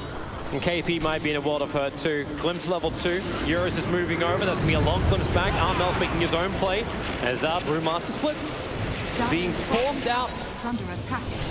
I think anytime you're ahead like this, you're happy to take the trade for abilities like that, because you don't have to do anything when you're this far ahead. But meanwhile, TNC just needs to get something done. And now that the Bruce split's on cooldown for about 100 seconds, sorry, 2 minutes entirely. Yang playing up in their face top. Can't really punish this with their heroes. That's what I was kind of talking about in the draft. Diffusal's done. They're ready to punish. Viper's TP the bottom. Armel is dead. He does not survive this. Apart from the fact that TP taking forever, Diffusal blade completed on Slant, meaning that Armel just can't outrun this. Pulse Nova removes 2/3 of the life with this. The issue of the underfarmed Lashrak. He just doesn't have the life to sustain against the Slark. Yeah, I love this Axe queued up by Eurus. I think if you don't need any other item on Slark, Axe is the perfect item now. So much mobility, so much aggression, so much survivability just from the stats. As long as you don't need damage, I think that this is the best item for Slark this patch. It's gonna make Grimstroke's life a living hell. Always hit the back line. Is under attack. And they're ready to fight once more. Fresh observers being planted so they can watch the farming areas of TNC. There's the bottom lane where Tims is trying to defend. Here comes the Slark. Diffuser Blade slows him down for the easy pounce. And you will get the Inkswell stun off. March is wondering if he can help out. DY dying to the tower damage, but there's no more support coming in from TNC. 4 heroes from VG Gaming diving to the tier 2 tower. More importantly, you got 1 permanent agility. Yes. Critical. He's just going to TP top on Slark. He uses ultimate, so no reason to really stick around. They're just going to back off bottom. Many teams have thrown trying to take that tier 1 tower, Dire bottom tower. It's just really easy for TNC to react to that and give them a chance to come back. No reason to do anything crazy on VG's side. The ball's in their court. As long as they don't mess up, this should be a smooth sailing kind of game, but TNC's proven, right, that they can take fights from overwhelming disadvantages and somehow pull them out of there. Yeah, and a lot of it's just going to come from the control factors. Like we've seen it so many times from Tim's efforts. As a Grimstroke, it's probably going to be less of that and probably more of March's positioning, enabling Gabby to get damage output. Armel, like we kind of know he's not going to be enabled. In fact, we kind of know he's going to die. Attempt his TP out. It will not be fast enough. pretty hard to farm your way back into the game against a Disruptor. That is... The reach on this hero is insane. Yeah, it's only level 3 Glimpse. Once it gets to level 4, it's even harder. Gabby digging, that's some balls to know that everyone's around. He is queuing up a Lincoln's on Morphling, but every game there's one team that needs to make sure they can kill the other team. VICI's heroes kind of just kill TNC's heroes. I think TNC needs to be building damage, otherwise they're not going to be able to kill anybody. So even though he has this Lincoln's, I don't really know how much it changes. Yeah, what's he trying to stop? The Glimpse. That's it. Like, swap. None of those are amazing blocks. You still get pounced. If there was like a Doom on the field, then I could feel it more. It is good stats and regeneration, at least. March is trying to keep this tier 2 tower alive. The level 2 living armor. I don't necessarily think there's a better item for Gabby. I just don't think that with him being the #1 net worth on his team, I don't think his item's going to drastically change anything about this game. That Sentry Ward is just at a range split coming out from KP. Looking for some kind of rebuttal. The March isn't ready to fight, and there's 5 heroes from VG Gaming. Very willing to take this initiation, and with the Brewmaster split going down, look at him chase that Earth Ruling. Eurus, he's ready to pounce. That's why the stun had to come out from KP. And he will not be able to get away with his KP in the future. Not once that Aghanim Scepter is up. There is no easy retreat. They're looking for him. The night vision from Slark. Now they found him. With a Thunder Strike on him, March can't get up the hill and far away. The Glimpse would have just pulled him back anyway. So Armel's able to claim the bottom outpost. Get a little bit of extra farm into himself. But these are just small victories for TNC. The overall advantage, actually going to expect it to be a little higher. Yeah, we're 15 minutes in. The advantage is about 5.2k in the gold, 4k in the experience. It's kind of a testament to how much Gabby's been able to get out of this map. But Armel, oh, LTP, this one will not succeed. Yep, he held onto his bounce as long as possible. He almost has the Axe Scepter already on Slark. You can't catch him already. This guy's a rocket ship if you've never seen this before. It doubles the length of the pounce, but same travel time. I guess DY's turn to die a 7th time. Out of the 10 kills that TNC have claimed, 7 of them have been the VS. Yeah, definitely a deceiving kill count this game. A lot more crucial kills come in the way of VICI. He's like a mobile ward at this point, you know? On Vengeful Spirit, just provide information to your team. Meanwhile, Slark's a mobile gem. He's gonna detect where the observer wards are, and he should know there was one exactly where he was, where Ori is standing, and that's why TNC feel like they should go. They knew that the ultimate from Slark broke, so Ori giving an opportunity and breathing space for TNC. That's a big kill. That one is the first meaningful kill I've really seen so far this game for TNC. He has to be careful. As long as he has no one behind him, he's vulnerable to death like that. Surprised they're not playing behind him, because Slark doesn't really need the help. So they could be dedicating their resources a bit better, I think. But those are the openings TNC needs to capitalize on. They can't really be afraid to just say, I think this guy's alone. I'm going to go for it and make it happen, because if they just sit back, I don't think they're going to win this game. Does feel that way. The net onto Lesh, his own setup. That's nice. KP, get the hell out of there. Leash forward. He has split. And he does. But no, he waited. He doesn't want to have to use it 3 times. Oh, he doesn't have any mana. It got burnt off, so a TP out, but the Glimpse! Disruptor! PYW got in range now. KP blocked up by the wall. This Disruptor has just been everywhere. He just wanted his Slark to get a few more Essence Shift stacks.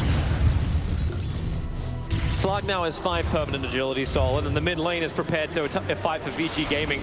Brewmaster has no buyback. March once again just seems to be this front liner. Gabby walks forward, has the Lincoln Spear being broken, so they get the first stun, then the swap back in, but Armel able to capitalize, killing off DY. Yang did not seem ready to try and help out his teammate. He's going for the Malka ward right now, Toby. He's 0-8. He's pretty sure they're going to win. We had a half Malka ward in game 1, I think it was. Yeah, he's almost halfway there. Well, in we go again. Hey, Tims, your turn. Slark now has his Aghanim Scepter, the Glimpse, pulling back the Grimstroke. Quick adaptive strike with the waveform is going to be on target. That counts so far down. But it's a good overgrowth. Catching up to heroes now. Armel can get some good damage into Yang, but then again, all that damage gives Yang his life back. They kill off the Disruptor. Stream Protect will follow straight after. Eurus still running around Yang. Can they finally now pick off this Abaddon, letting Gabby get this double kill, turning the attention in towards Ori. Gabby wants to try and fight this with the extra help from the Brewmasters, but they actually have the control back as required. You get a triple kill in for Gabby. VICI Gaming, careful when you play with TNC. They always, around this 15-minute mark, get fights in their favor. But that's why Eurus back in again, battling against the Morphling. That strike buys some time, no mana available, no real friends. Lestrack's too far away. Morphling, the living arm, is giving some extra life, but these leashes, it's the double pounce charge he's got. He could just continuously control Gabby. And now it's Eurus, who understands what happens when you play with fire. And this is why I think you just get that defusal before the axe, because by the time the first pounce is out, they have no mana, and then you just pounce them again, then you pounce them again, and they're dead.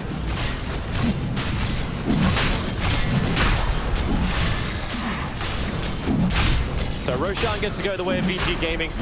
They know TNC have nothing to fight with, and they're trying to fight on bottom lane. It's a lot of heroes smoked up, but Viper, he's TPing in. They're right on top of him. Hi, Ori! Bye, Ori! Oh, maybe not. Script's gonna go down. Lots of monsters arriving. It's here for TNC, so they will kill off the Viper, and they get the Shrine. 3 of them hitting it pretty hard. They got it quick. What's up with Ori today, man? I feel like he just has so many random deaths. Yeah, you know, first game on Storm Spirit. Yeah. Second game, pretty much impossible to die on Timbersaw, so that solved that problem. We were talking between game 2 and game 3. I'm like, man, it'd be really great if Ori could play the puck. At the same time, it's like, is he up for it? It seems. He seems to make deaths possible when I don't think they are, but I'm not trying to flame. He's just done some questionable things today. Yeah, they were smoked, so he has no way of knowing that. Outposts don't reveal smokes. But his team was just taking row, so he doesn't have to be this greedy. He just accept that you're getting enough off the map as is. Play with your Abaddon, play with your Venge. They can save you. Slark can rotate the fights. You have to catch from Disruptor. Let's just clean it up a little bit. Slark's trying to hunt. They got a catapult chasing him, and they're realizing there's an observer ward up on the hill. Unfortunately for VICI Gaming, they don't have any sentries. They only just brought the dust down to Disruptor. Yeah, really important to always have sentries near your Slark. Either that or you just start buying a gem. Yeah, at some point you can. Oftentimes the Aegis is a good indicator just because you know you're not going to lose it. Kind of surprised he's still going for the BKB despite having this Aegis. I think the Aegis might allow you to go for a more aggressive item like the Basher, but maybe nothing wrong with being overly safe, I guess, sometimes, but you will not die if you're BKB. The only way they really do damage to you right now is the Morphling spells as well as the Grimstroke and the Lesh. The hunt has begun. Who's going to be there? The Taunting Brewmaster? The falling back Lestrack, who's now back at Fountain? You're not going to catch him. And they're not bringing Observer Wards. They're not going to gain any extra vision from this movement. But the tier 2 tower, that they can gain. Slark, 2 Pouncers ready to go. Just wants himself a target. Tree and Lestrack, in fact, Lesh, using his BTs to come and sit inside the tree line to kill off this bottom tier 1 tower, so they get some kind of trade here, TNC. He's also got the Nether Shawl, which not bad at all this game. It's time to TP home, TNC. There's tower protection up and running, living armor as well. Stroke from Tim's, just a little too early. They don't get any of the creep wave. Slark's just not quite exactly a high grounder, Toby. At this point, you're just trying to get TNC in their base. The Ob sees Gabby. He knows he's outside. Disruptor's going to be the first one to come over. There is a Lincoln Spear to try and break it. He's got your scepter to do it, and that means, oh, actually just use the Glimpse. Actually didn't even have to use the Glimpse to start with. It was the Thunder Strike, then the Yule Scepter control into the ultimate. They were really trying to get Gabby up to the E-Blade, and he was rapidly approaching it, but that one Observer Ward pays dividends for VICI. Really good execution by VICI. Force the rest of TNC back to base, catch the one straggler. Now they've effectively corralled almost all on TNC. Maybe 1 or 2 more kills like that, and TNC's just going to be stuck in their base. I love how this Saturn is like, I'm going to take the creep wave away as far as I possibly can. As KP's dominated 1. That Satyr's name is plus 200, Toby. That like the bear plus 300. And Armel's getting as much money as he can so he can reach his own BKB, but the high ground defense is already being prepared. Living armor is up. March with his own slow comboing with Tim's. They'll break through this tower so quickly. The creep wave fortified just long enough to make sure there's going to be no backdoor protection to stop the tier 3 tower. And VG then ready to fight the BKB. It's actually not on the Slark just yet. He's pouncing himself away. And the Aegis timer, well, it ain't great. It's got 1 minute left. And this Viper's next to Vengeful Spirit. He attacks from almost 900 range. Has fallen. That's okay. It's all fine. At least no telescopes. I'm ready for it to drop right at the 25-minute mark. Armel is working on a BKB. That's important for him in team fights. He may actually be able to dish out some damage, but they do have a lot of physical damage coming out from, at this point, the Slark, the Vengeful Spirit, as well as the Viper. So by no means is that BKB invincibility, while for the Slark, that is invincibility as long as he's in that BKB. Actually really like the way that the Dominator Creep is able to enable the Morphling. Like if he wants to do this split push, the Latrak, if he wants to do this split push, he can just BT out and then TP scroll back over. But at this point, the creep waves are so close, it's not even required. Armel could just mop up the creep waves up on top, hope someone comes to try and gank him, and that's when the counter initiation of TNC begins. Yeah, I think VG is just waiting for the BKB on Viper. I think that's... There's 25 outpost. Oh, here we not again. A rinse and repeat. This time it's only KP who's nearby, so Yang will complete the TP in. That's the one hero they really don't want to try and have to kill off. Yeah, he's not nearly as killable as the Viper. I think Viper's kind of learned his lesson. He's playing passive part of the map, right? He's got the BKB now. Tree's hiding. Pretty hard to imagine him dying now that he has that. Do you feel the senses tingle, Disruptor? Well, Slark knows he's in a ward. Thinks it's on the high ground, but if they put the sentry there, they'll see it. Are they actually wasting the sentry now because of this march? So close to Yang. They see it, okay. Well, there goes the Dire Ops. That's what makes Slark so hard to play against when you're behind. It's not just the fact that he's so powerful in terms of killing you, but...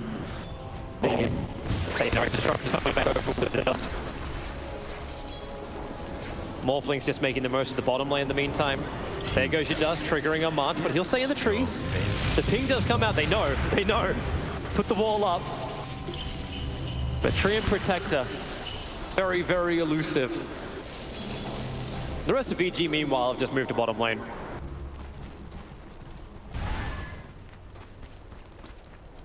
Yep, just keep controlling the map until you get the next Aegis respawn. Looks like Roche is going to be spawning sometime in the next 2 to 5 minutes. Slark's completely content just farming the map. Orb of Destruction, one of the best items on him, kind of like a Scotty. Obviously, you don't get the stats, but minus armor plus the slow. Do you think that like TNC are getting enough time to try and fight this? Like the advantage is still going the way of Fiji. They still own this map. But the high ground defense, the survivability of Latrak is starting to get higher and higher. I just need to imagine a time when they can kill this Slark. I don't know when that is. If they can pull it off, if that's their way to winning this game, or winning team fights, the Slark's just going to be an absolute menace, and if you can't deal with them... It feels like once Grimstroke has his scythe, it would be possible. The 90 gold per minute is going to make him, at least help him along that way. But I'm just thinking like, they needed to be able to stop it before the BKB can be triggered. Yeah. And then you can follow through with the damage from Latrak. Then he could do something. But if the BKB's up, yeah, I don't see that happening. That is their win condition. How they achieve it, I'm not exactly sure, but that's what I'm going to keep an eye out for. Obviously, that sleep stick is really important, but they do have like the Abaddon and the Venge to save him too, so by no means just guaranteed to work. They have the Vlads, the Pipe. All this is really invested into the Slark, but by no means is that a bad thing. They also have a Viper. He can't be ignored. They can't really initiate onto Abaddon. They can't initiate onto Slark or Viper. I think they have to catch this Disruptor somehow. Yeah. And that's they don't really have any like blink gap closers, right? They don't have any hero that's going to go on this Disruptor other than the Morphling, but he has this E-Blade, or the Yule Scepter to dodge the E-Blade. If they chase out and go hard, like you're also going to have more problems because the Slark's going to pounce your back line. Here goes Eurus, jumping himself forward, looking for March. The second pound's going to miss. March back into the trees. That is the problem if you miss. You're like twice as far away from the guy now. So then you commit to jump all the way back again. Like that doesn't work either. And the creep waves keep getting skipped out by the Tree and Protector or the Latrak. They're looking for an opening. Like, Gabby's the closest you get. But there's this dominated mud golem. Also looking for information. This leash able to connect, but then again, 4-staff up. AP getting some distance. Tim's putting on the Observer and Sentry. They need extra information. Disruptor. Means the Diffuser Blade swapping back that Brewmaster as well. KP does go young. Has 5x Valve. Probably needs committed if they're going to have any chance in this fight. But so far, he holds it. Gabby, he actually changed into the Viper, giving more team fight control than I think TNC has had. They'll still end up losing much, but underneath the tier 3 towers now, Yang and Eurus, they're diving in very, very deep. The lightning will slow them. Gabby, he needs to waveform himself back into base. Still no buyback from KP, but the glimpse, it pulls Gabby back in again. This is problematic to say at the very least. Now looking for the extra damage. DY, swap everyone back in. Finally, KP has fought back. Gabby solo with life. A quick waveform. He does the attack. He's going to get back into safety. Regenning up as quick as he can. Grimstroke also with his own buyback for KP. The stuns, the controls, VG. How deep have you really gone? Is this what we really classify as too deep? DY will be brought down by the Brewmaster Brewlings over in the tree lines once he completes his TP out. This should not be successful, but it is successful! He actually got out. They turned their attention over towards Yang to kill him instead, with PYW to follow. And VG Gaming, hold your horses. That's not your base. The funny thing about these Slark pounces is, yeah, it makes you go twice as far, but it seems like it's really hard to hit it because you just go so fast and you also have to go so far. I never see them land their pounces. They're just pouncing all over the place. We need to make a mini game like it's like a shooting range. Yeah. The Slark. I can't imagine how hard it is to make sure you're facing the right direction that far away, because like a slight misclick and you're just going to launch yourself 10 feet to the right. But yeah, that was a bit deep, but at the same time, they only lost 2 heroes, and I think the buybacks cost more than those deaths. Catching Brewmaster, March wants to try and help out. A quick 4-star, turning it slow. KP gonna get swapped back over. But which target are you really going for? Overgrowth trying to buy the space, but Eurus was sitting right on top of KP. He doesn't care. Now 10 permanent agility stolen. Courier. Dire's cook has been killed. A tie to the impurities. Radiant's middle tower is under attack. So no Brewmaster, no split. I'm digging this Slark build, going for the Moon Shard. Roshan's up. By the Moon Shard, get yourself an Aegis. Amel will do the oldest trade in the Dota book if he keeps the pressure on. Tier 2 tower for Roshan. Gift from the goddess. Why not? Put the DD outside. We talked about this time and time again. Always seems to be conveniently placed outside the Roche pit when it respawns. Not like they needed it, but can't hurt. Viper almost has that level 20 talent, 90 damage for him. They don't even get the tier 2 tower. Viper's already TPing to the bottom lane. They know just how much is in the bag. He's going to defend the bottom tower, leaving 4 heroes to grab Roshan.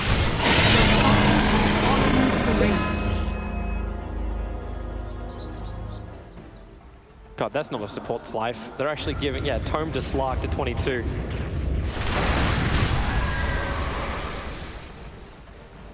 Almost Solar Crest done on the Abaddon. Gonna make Slark do even more damage. Much more of an offensive item than it is a defensive item. Amel's making the most he possibly can of this top lane. He just needs to push, he just needs money.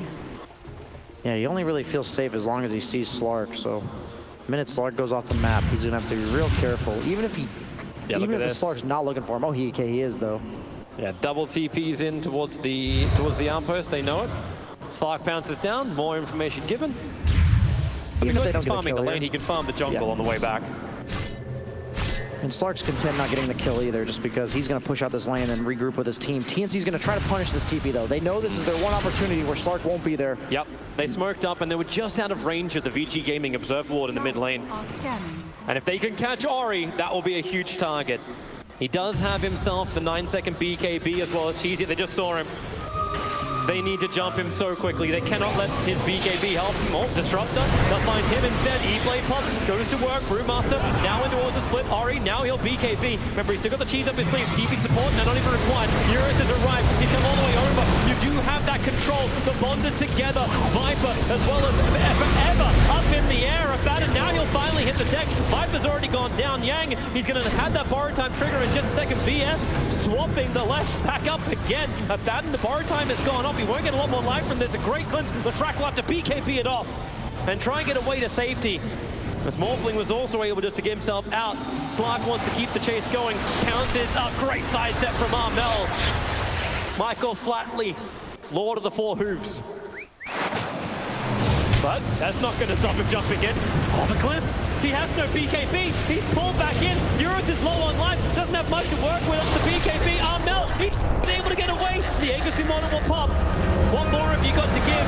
Tims will give the stroke, slowing down PYW. KP, you're close, but I'm not quite certain why. He doesn't have split. He doesn't have control. Gabby wants to try and help out. Somehow KP, someone force up this guy up. He realizes no one's got one. But then again, the slows, the controls. Here we go again with Euros jumping forward. Morphling, the E-Blaze save. He actually buys a little bit more time as Euros has gone so long. Shadow Dance already back up. More force out from TNC, looking to disengage. While VG play around to disrupt the wall, the Glimpse pulling back Armel once again. 10 seconds till his BKB is back up. Defensive Your Scepter buys more time. Leashed again, and another kinetic field holding him in place. Slark, he's in there with him. Now the BKB, 2 seconds, Fairy Fire. This thing has popped off so many times, keeping Leshrac alive. He will walk all the way back to base, and TNC are pushing the limits of this game. So many pounces, man. Usually you can't commit pounce when you don't have BKB or ult, but since you have that second one, he just keeps going in. Every time he has both of them off cooldown, he's like, I'm just gonna use the first one to go on you. If you turn around onto me, I'll just pounce away if I need to. Queuing up the Scotty instead of the Moonshard, realizing he may need a little bit more tank ability. He is against 2 ranged cores, which makes the Scotty that much more valuable. But TNC, I can't believe that they're actually, not only are they holding, but they're also bringing back that advantage just slightly. And now if they go again, like what's Armel doing? Hey, I'm out, I'm pushing out my lanes. If worst comes to worst, maybe I can BKB, TB back. KP feels like he's just becoming a magnet to be hit by the Slark. But he's currently still on 72. Agi goes towards Armel. And he'll be totally fine. 75 agility Essence shifted out. He's got a permanent 11 agility gained.